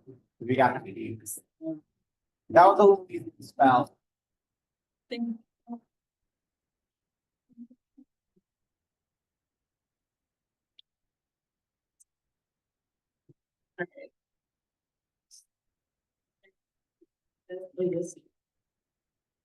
Okay. Anyone who would like to be added as a supporter, please raise your hand. And please lower it. Once I get to you.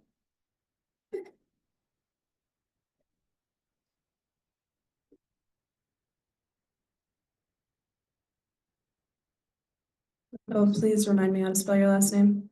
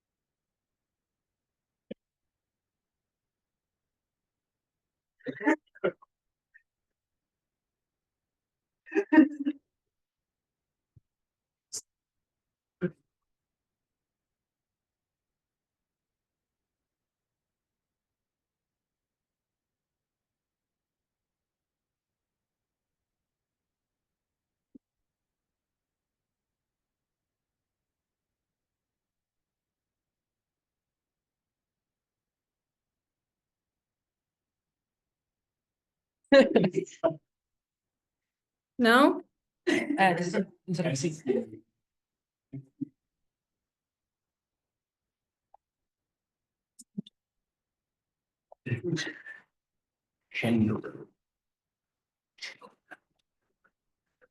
Who? Jesse Grimes. Can you spell the last name? One more time, I'm so sorry.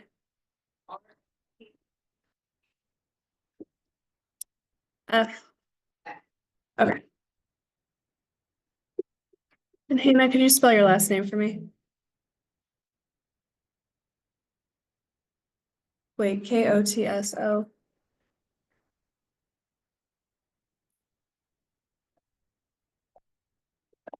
Okay. Yeah. Is that everyone? Okay, that is all. Is there any other last minute requests to be added? Okay, seeing none, we will go ahead and move to a vote.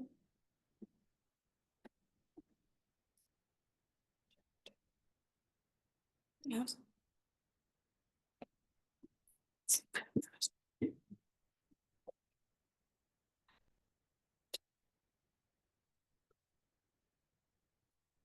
Yeah. All right, Chairperson Smith. Chairperson Markowitz, I see a raised hand. Yeah, sorry, it was a little hard to hear the audio. To clarify, we're voting on that last bill, right? I didn't miss anything about a motion or anything. Yes, correct. We were just adding supporters. Okay, thank you. Yes. Legislator DeVore. Legislator Mullins.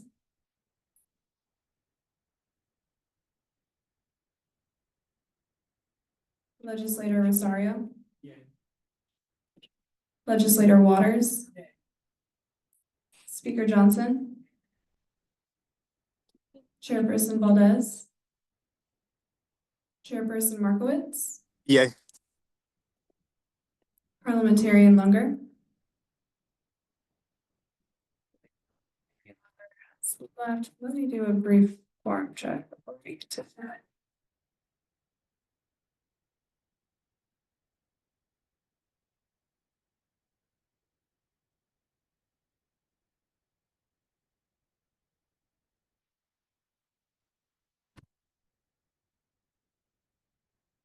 Okay, I see a yay from Legislator Mullins. And we still have quorum, so we will go ahead and continue with voting. Legislator Ali. Legislator Drizwicki. Is that a yay? Legislator Iveza. Legislator Iveza. Legislator Mays. Legislator Prishandaro. Legislator Wiegand. Legislator McCaw. Who? I'm so sorry. Legislator Wolf. Alrighty, with that, CB 6728 has been passed.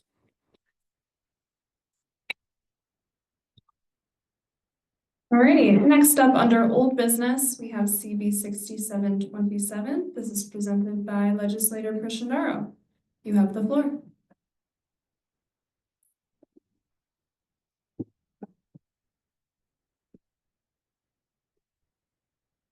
Thank you. Okay. This bill is, just reallocating some funds for sustainability committee stuff.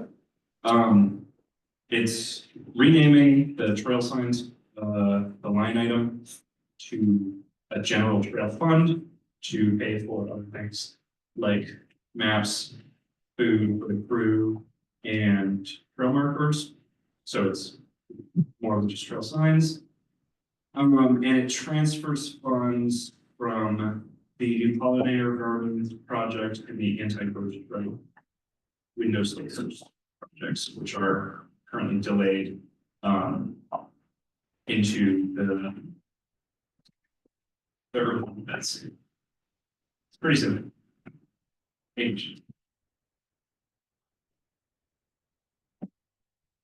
Legislator Wolf.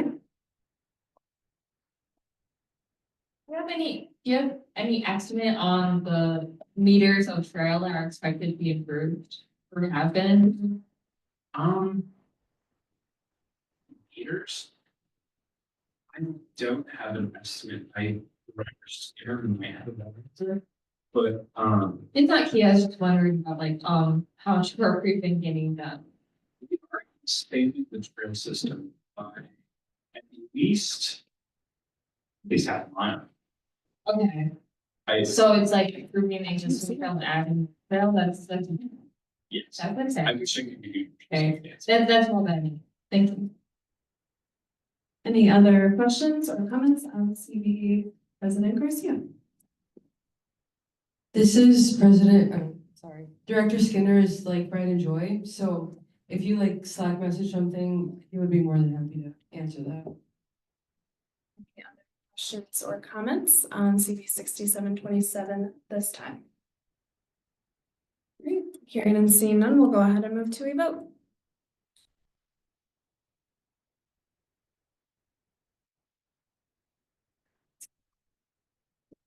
Chairpersons, give me a minute.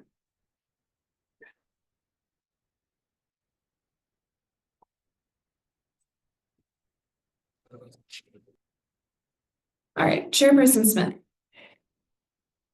Legislator DeVore. Legislator Mullins.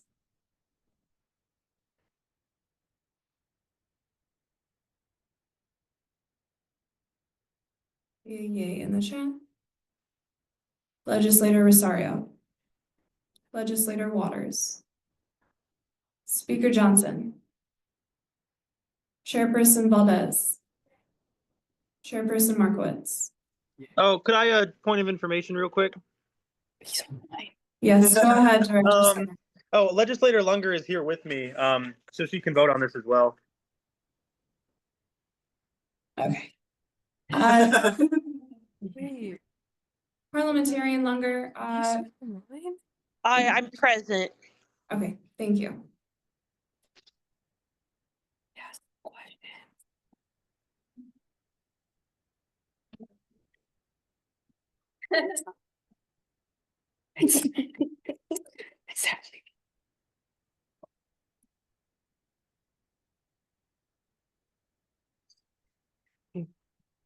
All right. She's already. Okay. Parliamentarian Lunger. Yay. Legislator Ali. Legislator Drizwicki. Legislator Iveza. Legislator Iveza. Legislator Mays. Legislator Prashandara. Legislator Wiegand. Legislator McCoo. Legislator Wolf. Alrighty, with that, CB 6727 has been passed.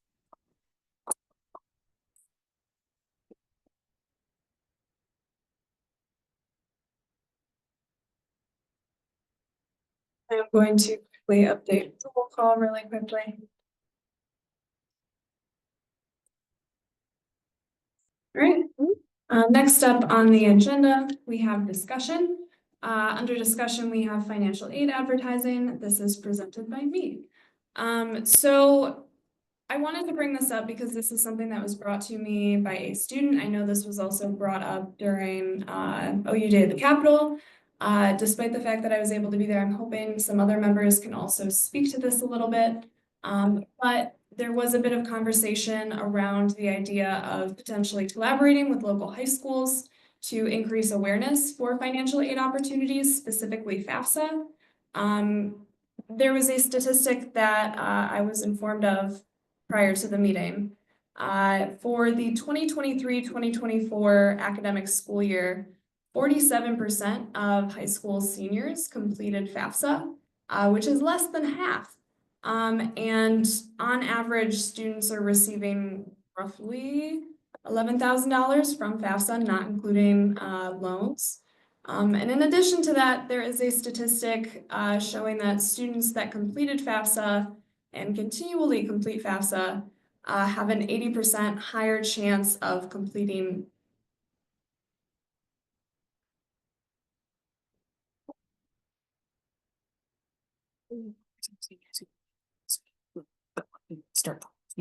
Okay, yes. So there is a high likelihood that seniors in high school that complete their FAFSA are more likely to actually begin higher education. So I think that it is important to discuss this. I wanted to hear what ideas some of you had regarding how we can, better increase awareness of FAFSA and similar related financial aid. I know something that I had thought of initially was seeing if we could make the FAFSA and financial aid portion of freshman orientation more comprehensive so that students have some more information and are further encouraged on that. But is there anyone who would like to share any ideas?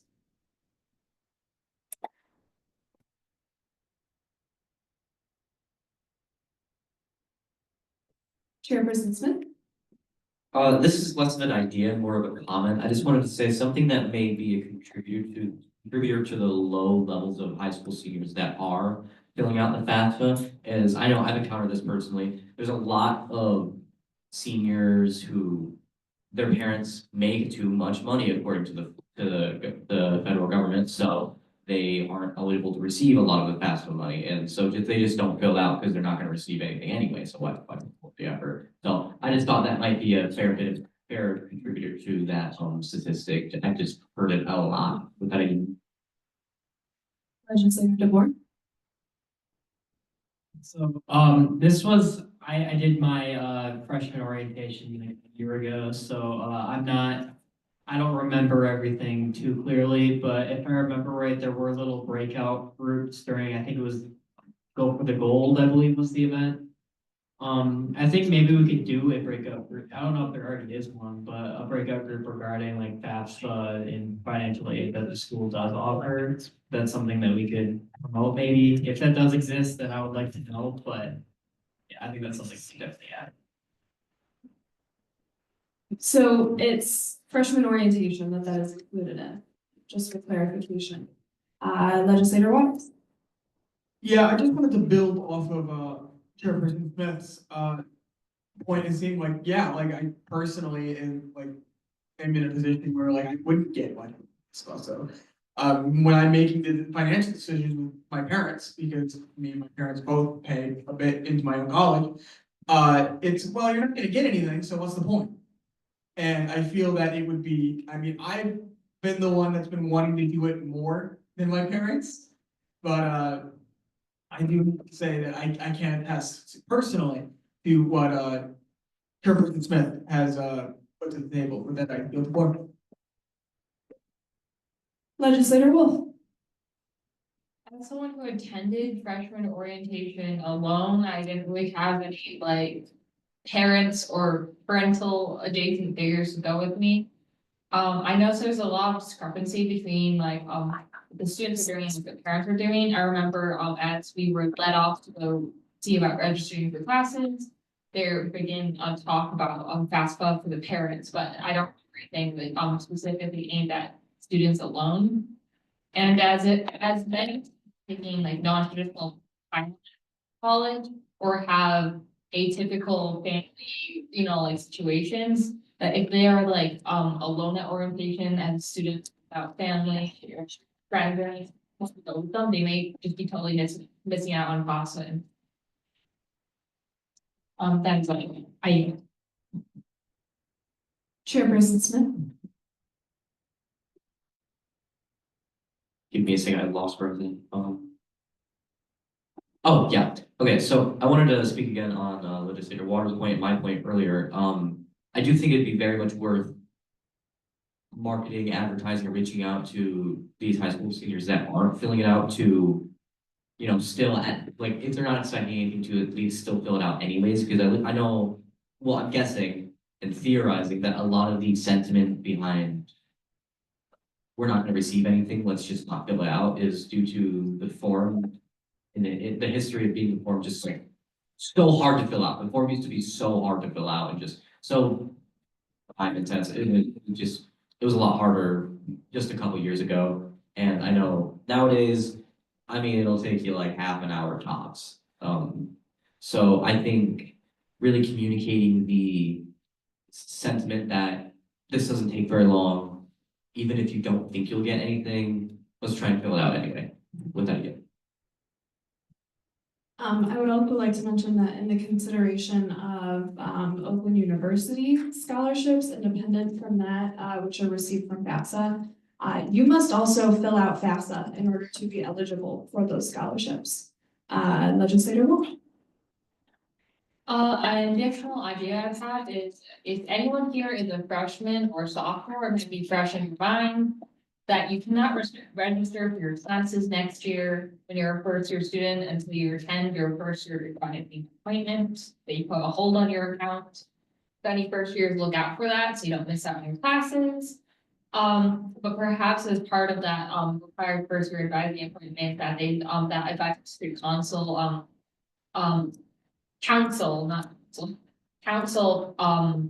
freshmen on completing FAFSA and perhaps even requiring them to fill out to lift that hold on their account, which might be, for lack of a better word, a bit of a bitch for people, but like, I don't know, perhaps.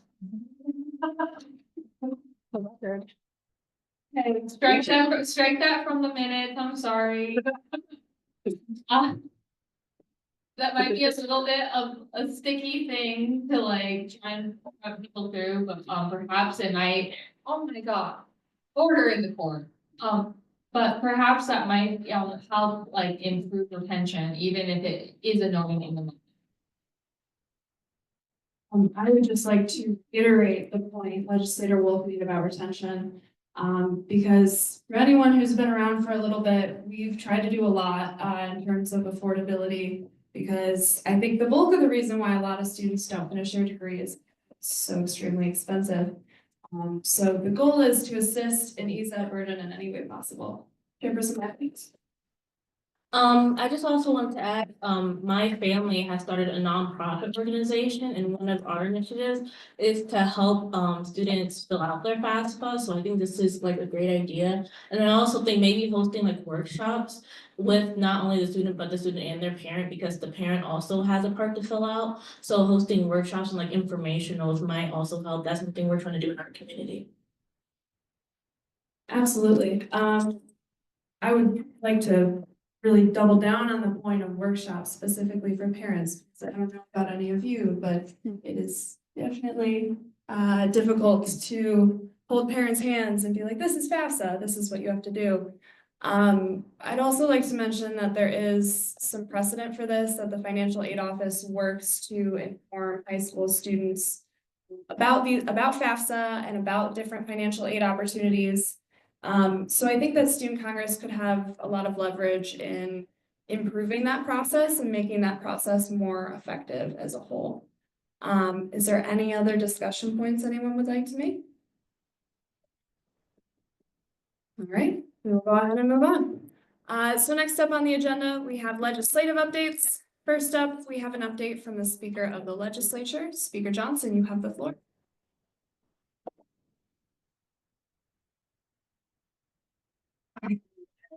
The first movie. Always having to leave for, again, for being a good student. Too much. I didn't want to thank everyone who came to the conference on Saturday. It was good fun. I got to meet a lot of speakers from across the state and hear about how legislatures work outside of OU, which is always a great experience. Some are nice, some are cool. It just depends on your perspective. So I hope for those who were able to attend, you got to have that experience and get a really good vibe of things you might want to do going forward. Other than that, I believe we do have a legislature meeting this week. I believe I'm on my correct calendar, so I will remind folks of that and a fantastic day. All right, thank you, Speaker Johnson. Next up under legislative updates, we have the liaison reports. Is there any liaisons who are present that would like to share their report?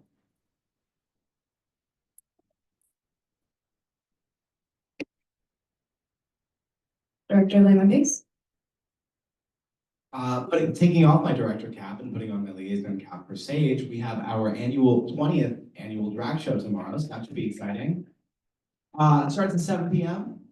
Student Congress is paid for part of it, so show up if you can, and it's gonna be a lot of fun. And sources say you can tip in $2 bills. You heard me right. We got a bunch of $2 bills, so if you only have big bills and you want some smaller ones, tip a queen and some twos. Thank you.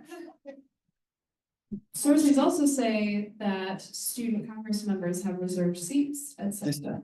This is correct, so make sure to go. Student Congress has You can bring supported. anyone. They don't have to be an OU. Great. It's at 6:30 tomorrow, correct?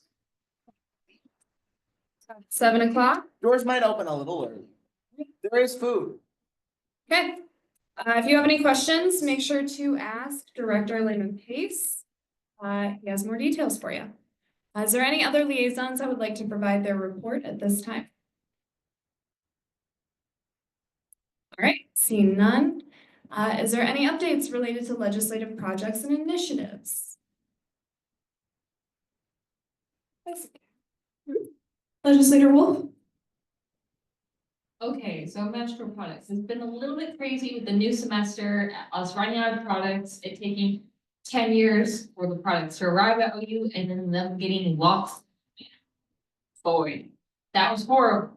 But if anyone could text me or get in touch with me if they're interested in filling menstrual products and we can get this going a bit. Like we've had the products for like about a week or two. I know it's been a little bit crazy with school and other things, but we need to get this going. Like a lighter note, I built an entire shelving unit. I built stuff really cool. It's in Marion, the VP Brummer and President Jimenez Garcia's office. It's looking great.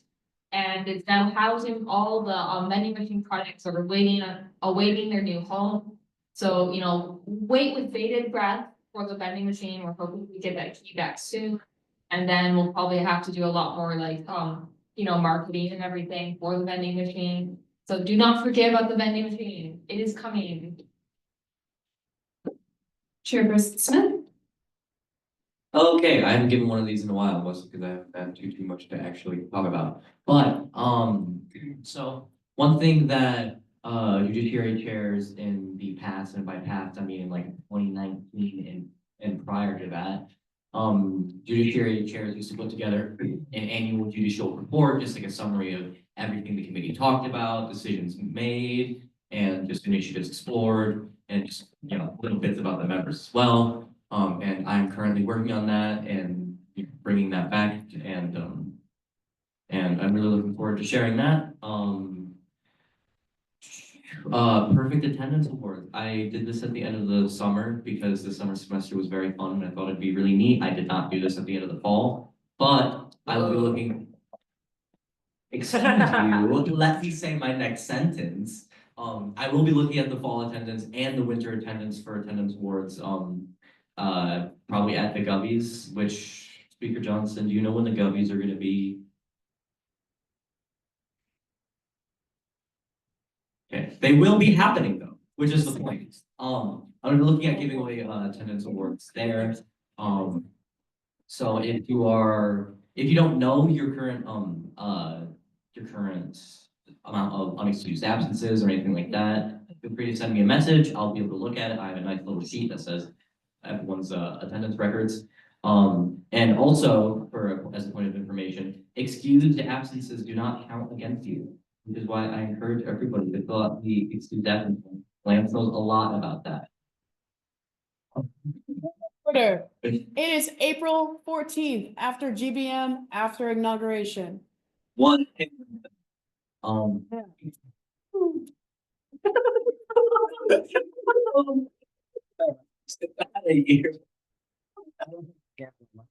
right, is there any other things related to legislative projects and initiatives this time? Okay. Hearing and seeing none. Are you ready? Okay, is there any questions related to legislative reports at this time? All right, hearing and seeing none, we'll go ahead and move on to executive reports. First up, we have President Garcia. Hey everyone, the student governance conference was so fun. I've never organized a whole conference before, but I think it was pretty successful. We had so many people in this room and we had a bunch of different breakout sessions. Thank you to everyone who went and helped me set up and everything like that. But it was a hit. I think it was great. And we're talking about when I had a meeting with the other student body presidents in Michigan, we talked about like continuing like the communication that we've been having more consistently. They also talked about having some like programming with all of the student governments, which I think a lot of people were thinking it was a little bit unrealistic, but it's still in the works.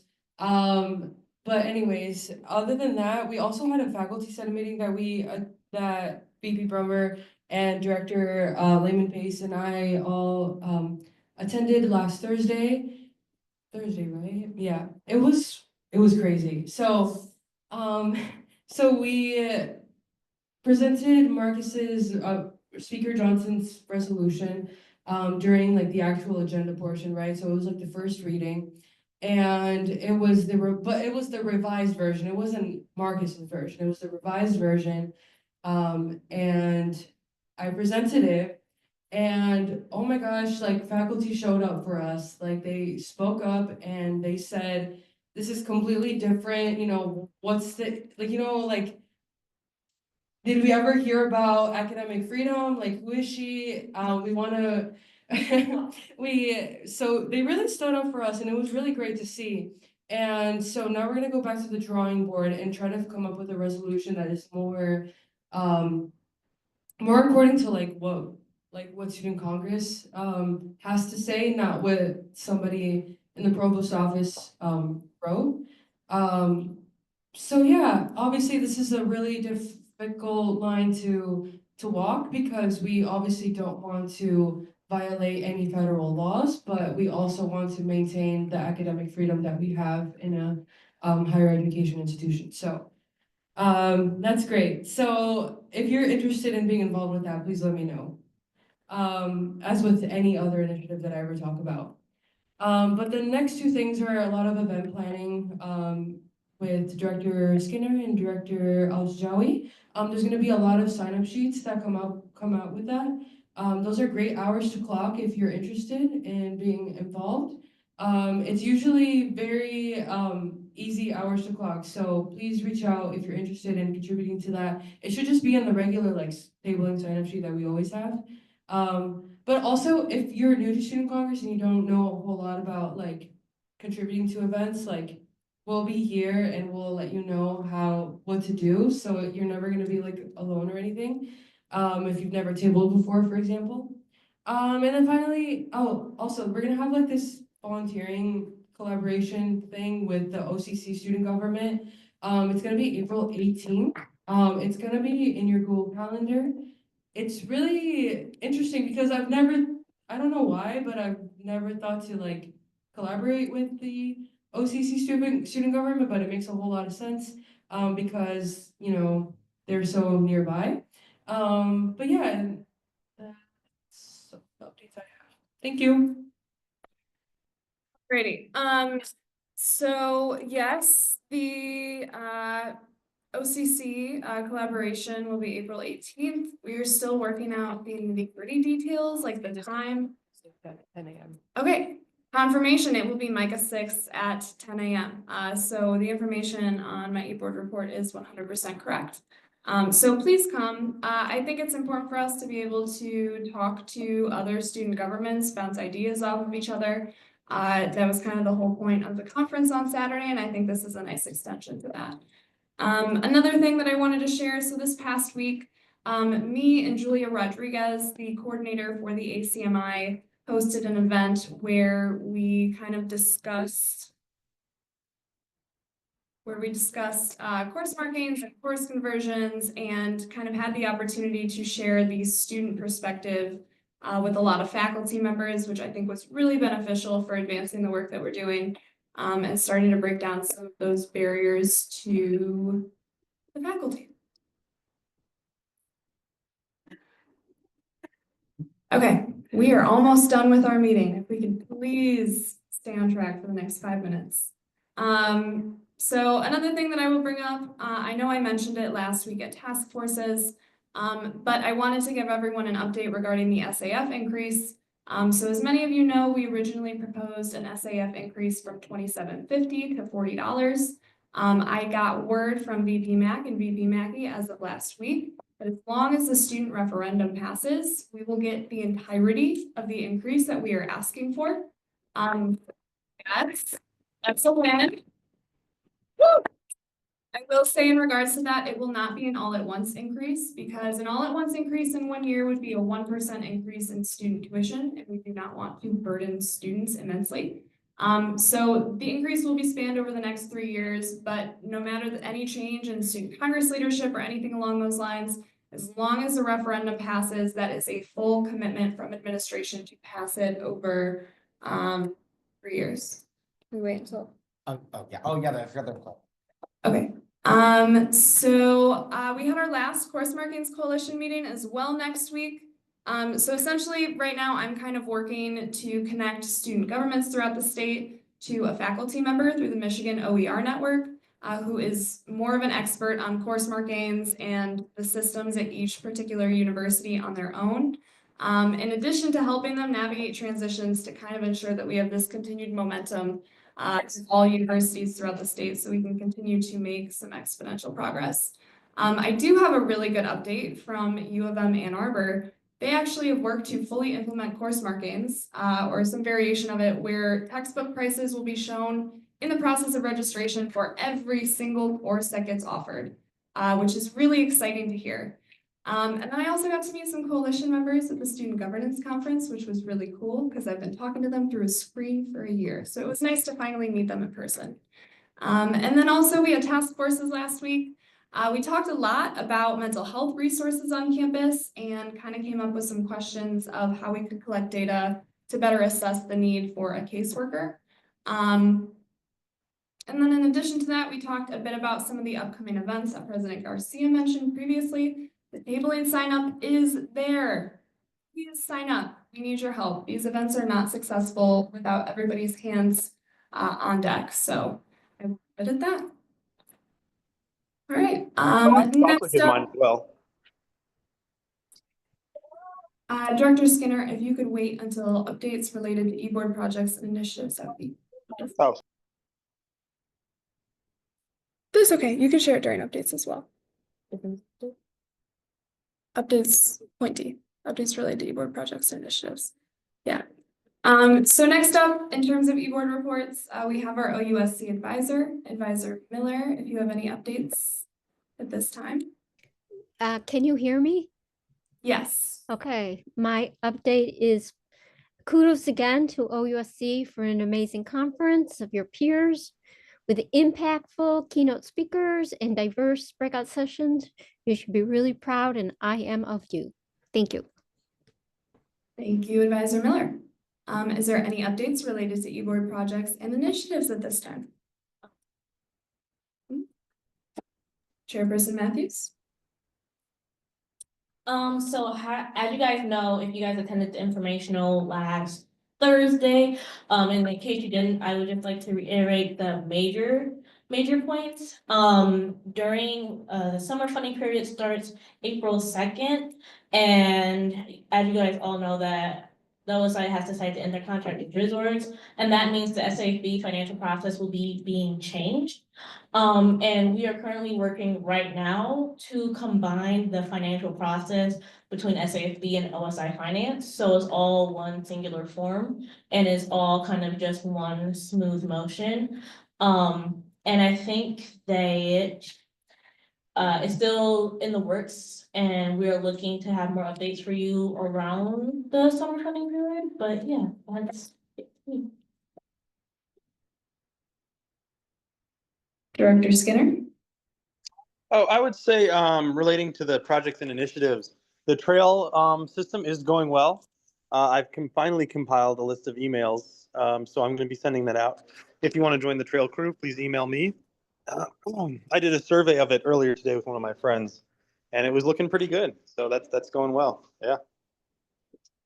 All right. Oh, and remember to enter the art contest if you're an artist, or tell your artist friends as well. There will be prizes and stuff. All right, thank you, Director Skinner. Is there any other updates related to e-board projects and initiatives at this time? Hearing and seeing none, is there any questions related to executive reports? Director Lima-Pace? Do you know if we're able to bring in CFO Steve Mackey to ask him how 1250 turns into 1% increase in tuition? It would be nice to talk to him about, even if not just necessarily about that, talk to him about the SAF increase process. Because it would be nice to have that marked down for the future when we want to put it higher than 40 bucks. Thank you. I would be happy to reach out to VP Mackey to have him come as a guest speaker to discuss that further. Legislator Wiegand? How do you join, or how do you put art into the art show? So, any information about that process?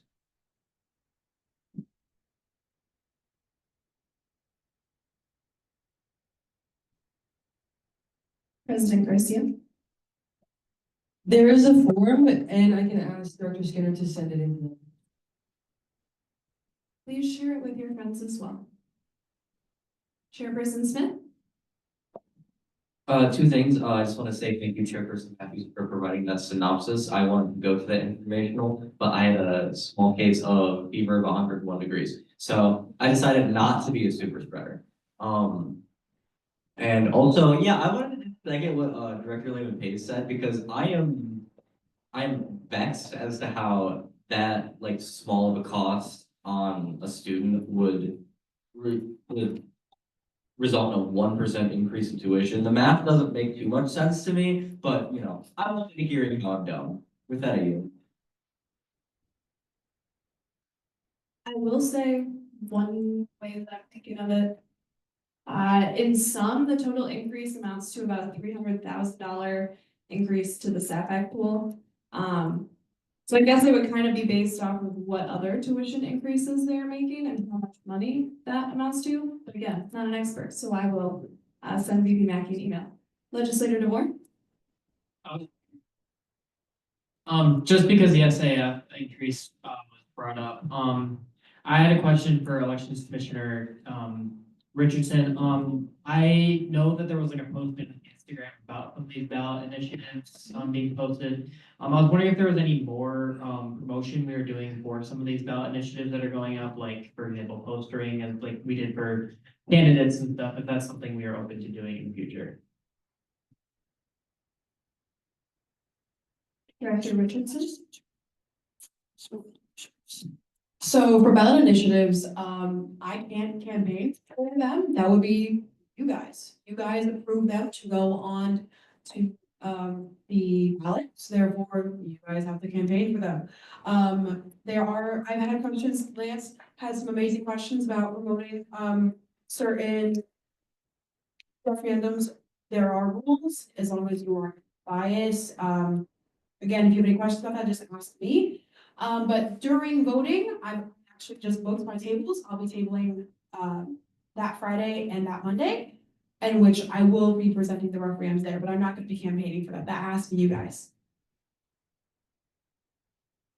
Director Biggs?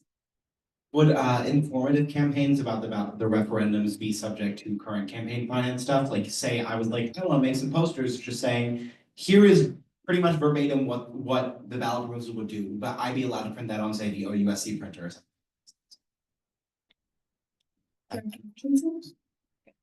No.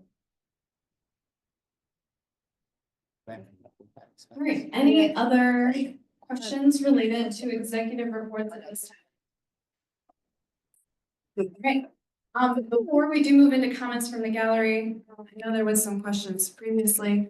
I would like to reiterate that any comments from the gallery are open to anyone. Please avoid dialogue regarding OUSC elections currently. And I would also like to make it on the record for the public, if there is concerns or complaints about OUSC elections, the way to approach that is through the grievance form or contact Elections Chair Richardson. With that being said, is there any comments from the gallery? Kayla Snell. Hi, so if you guys didn't tell, those online, I'm a student who the FAFSA idea. So just for some added questions/answers, Ben, to your point about having one for parents too. Oakland University actually has already established that precedent. Currently, it's just for schools who requested. I'm kind of hoping that more information and more importantly, we can push to get it done school-wide. Follow up. Also to your point of adding it to the first year advising appointment, that is also included currently. It's just in the it's the first year day where everyone came on campus. And it's at the end of the day and done for about 5 seconds. They also asked about it in the advisement appointment, which they just say, if you did it, great. If not, get it done when you can, otherwise you won't have scholarships. Furthermore, Brenda Carter, representative of District 53, has pledged her support and offered to help us get this done. Alongside Andrew Powell, they have offered their support. On top of that, Governor Whitmer's team has already started this initiative and they're working to get this done to all Michigan high schools. Some of the benefits to FAFSA, if you weren't aware. It is in fact required by Oakland University. If you want a scholarship here, you have to have a FAFSA here. It's not an option. It's also free money for post-secondary education. And on top of that, it's a realistic price tag on college. Currently, school does offer workshops that you can attend, that you can ask for. However, they are done on your request, and many students are unaware you can request them. Furthermore, there are people who can just ask. High schools can ask. Many do not. I know I got it through my education program that was ran through my high school. It was not something done on a greater scale. Furthermore, to, I believe it was Legislator Waters and Legislator Smith's point. Chairperson Smith's point, apologies. FAFSA also does have who's your parent. No, it was not you guys' point. Legislator Wolf, I believe this was your point. They do have a who's your parent. Rapid Again, you have to go through approximately 20 button clicks. Yes, I counted. If you couldn't tell, I'm very passionate about this. 20 button clicks to find it. Furthermore, it currently is approximately 15 minutes according to the website, based on how I'm doing it, alongside the average I took of my friends taking it. That is true, it's about 15 to 25 minutes. They have that poster. Oftentimes parents are aware of them. They fill out the FAFSA. They're determining their eligibility for the Parent Plus loan.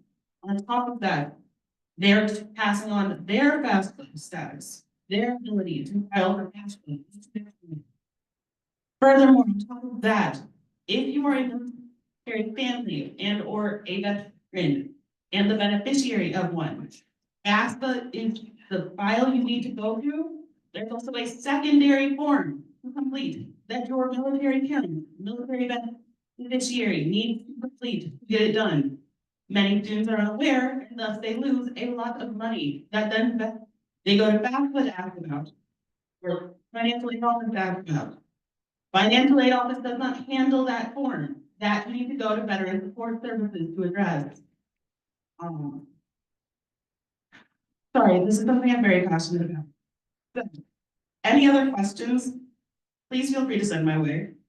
And to get a hard number, according to Michigan.gov, for the 2023-2024 school year, awarded $11,610 worth of scholarships. Now, I'm off my hind horse about FAFSA. Sorry, sticking into a lot. To Legislator Wolf, I know you're heading to the product dispensers. Some of the QR codes are missing, or they just don't seem to work, or they're really worn and just aren't working. Is there any way we can get those updated when we fill in the menstrual products?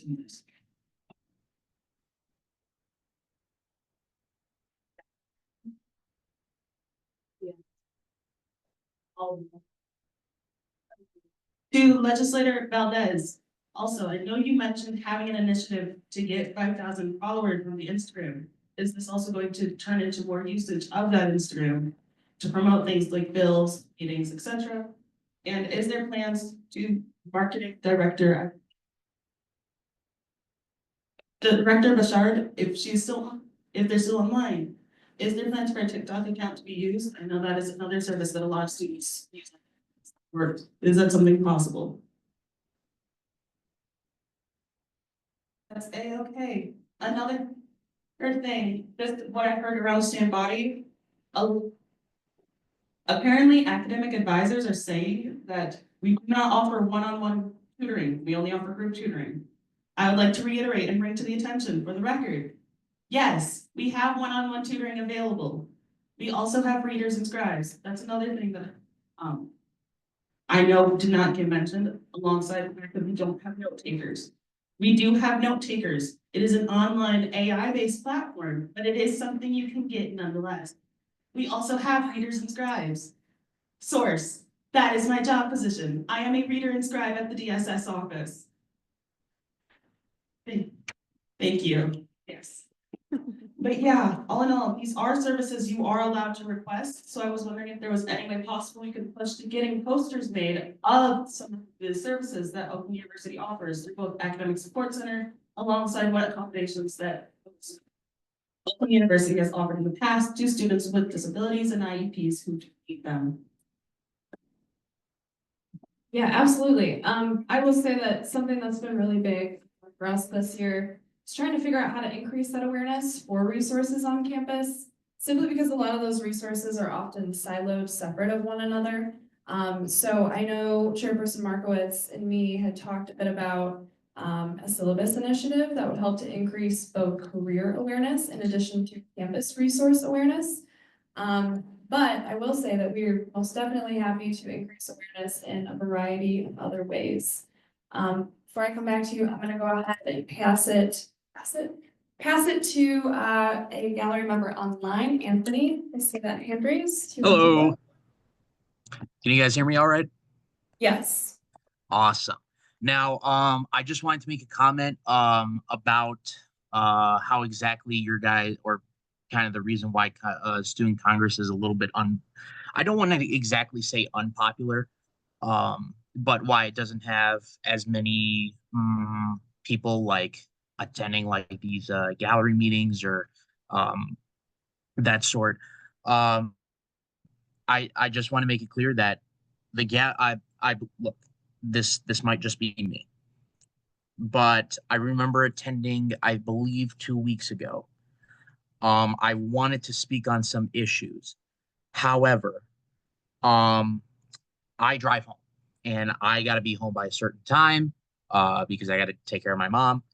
So the problem is when the student council goes over time, and I completely understand because there are things that you guys should debate about, and you guys should have questions on, etc.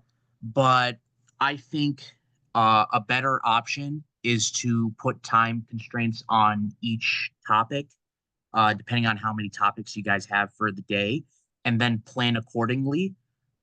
Because the problem is you guys are probably not intentional because I understand.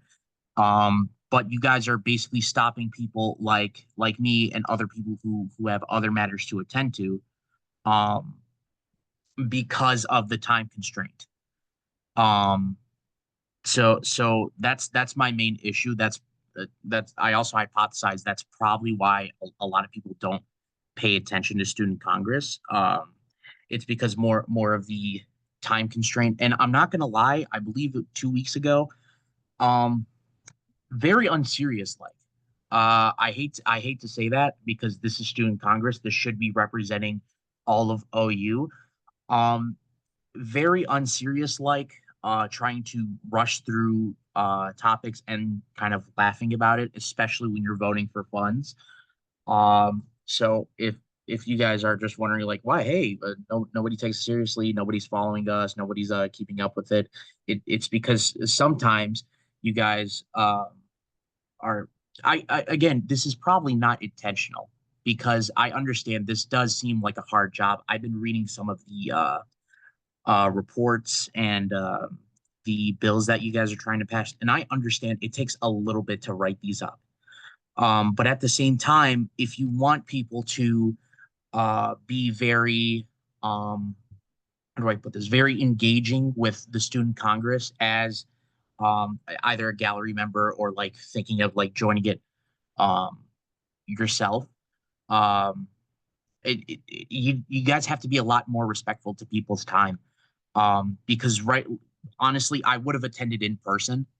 Um, but the problem is, I mean, not only my class constraint, but also because right now I'm technically at OU, but I'm in one of the labs, one of the 300 labs, because I still have work to do. At like I think I have to do something in about like 4 minutes in my lab. It's inoculation. So the problem is when you guys are going over that 7 p.m. Limit, it it it's it stops people like me trying to make comments. I'd also like to mention that some of the members of the Congress, how do I put this in respectful terms, have been in political events that would seem kind of threatening, if that makes sense. Um, but like that's again, it's not. I'm not trying to target anyone, but it's. I just want to add to the reason why that is probably why a lot of people don't take student congress seriously. Especially when some people in student congress try to inject their own politics in. I'm sorry, but it makes you guys look very silly. And on top of that, and the red and green flags that I witnessed like 2 weeks ago, very unserious. And the way you guys like were rushing through, it makes me think that okay, thankfully I'm leaving this year because the way that Congress has been doing things. Now again, I can't exactly put intent, say you guys were intentionally doing this, but at the same time, this is something if you do want to increase your reputation for the students and have a better outlook to the students, then it's I don't know what else to say, but other than change those things. Other than that, I yield. Great. Thank you very much for your comment, Anthony. Two things that I did want to point out. If you have any concerns about the conduct of any student Congress members, please feel free to reach out to either me or President Garcia. We'd be happy to discuss any of those concerns with you, especially if they are in any way a violation of our bylaws. In addition to that, I definitely understand the concern with our meetings going as long as they do. I will recommend you to the Student Concerns Initiative that was started by our majority leader. So essentially it's a Google form. If you have any concerns or comments, you can fill out that Google form and a representative from Student Congress will reach out to you to schedule a meeting and talk about any of those concerns further. But thank you for your comment. I appreciate it. I actually, okay, just one more thing. I also wanted to, I'm sorry, I just turned on my camera, but is it okay if it's possible you guys could send me that link for the student concerns thing? Because I truly do think that student Congress can be very beneficial towards towards people or anyone trying to participate, but it just seems like a lot of the students are very left out. But is it okay if you can send that concern form or at least instructions, which I'm not sure if I'm listed on my email. I can type it below.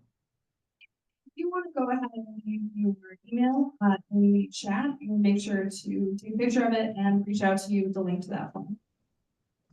All right, I just sent it now. Anyways, thank you for hearing my concern. Yes. Kayla's now. Yes. Hi. As someone who's attended, I believe I've only missed 2 meetings this whole semester. Sitting in gallery, which I believe was pointed out by Legislative DeBoer and Chairperson Smith last week. Thank you to Student Congress for allowing us this voice to administration and for acting with such integrity in your mission. Now, I know I said I have no more questions. Sadly, that was a lie. You all have been very helpful. Thank you, Legislator Murphy. Thank you, yes.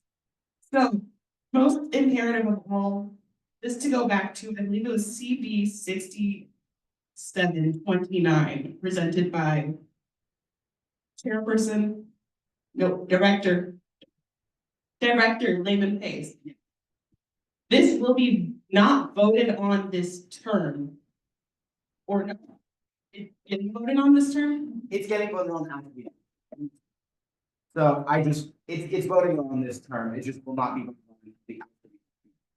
Oh, so it's not pertaining to this election, it's being voted on after, it will be voted on this term. Got it. Second, will that bill cover legislators as well? And how will that work with WEPA printing if you don't get a receipt? Honestly, just any sort of documentation you paid for it works. Like if you take a picture of like where it says your total, like a picture of it now. Got it. And then just take a picture of the total plus the total pages printed. Yeah, please. That would be up to the future electing chairs. But no, legislators, because they technically run on a state, even if just a one person, they have to. Also, just a point of interest, in Rochester, early voting is 10 days prior to election days. I did not have the number for Auburn Hills, but I believe I told you 10%, it's a bit fluctuating between. That was just a point of interest. And then again, so for this strategic response team, I know they said we haven't had to make concessions yet. As you can imagine, as a student who is highly impacted by DEI, what with my job being disability support services, which if you were unaware is a DEI mandated perspective. Do you have a plan in place if there will have to be a concession made? And if so, do you mind sharing what that plan would be? So I will say that in terms of any threats that may be posed through executive orders in this administration, I will not say that we have an exact plan that we follow because I quite frankly do not know what to expect. But I can make the commitment to the student body that if the university was at a point of concessions, student Congress would work very hard to ensure that anything that was sacrificed was brought back in a way that did not pose risk to the university and its funding. Chairperson Smith? I will say just, I know just from communicating with some of the DI offices, a lot of their plan revolved around legal loopholes, changing names of offices, changing name of programs, the want or the, what's the word? Essentially, a lot of these offices are not willing to give up much, if anything. So they're relying a lot on legal loopholes, and abusing those pretty much as they can. With that. I will also add that specifically regarding DSS, because that was a question that I had initially. I was told by the provost, Kevin Corcoran, that the only way DSS would directly be threatened is if there was some type of dismantling to the Americans with Disabilities Act. So that for now protects DSS and like resources from any type of executive orders attempting to terminate it. Is there any other comments from the gallery at this time? Oh, yes. Okay. What color are you? Like everyone? All of you. Can we come up and? Yes, yes, yeah. Like after the meeting? Yeah, after me, just giving you. Great. There is an opportunity to share your opinion after JVM, but. Moving on, is there any announcements anyone would like to share for the Director Richardson? Debates, tell your professors, please talk about debates, talk about debates, please do me the favor, we need students there, thank you. Is there any other announcements at this time for the good of the group? Okay, seeing none, I adjourn this meeting at 7:55. Good night.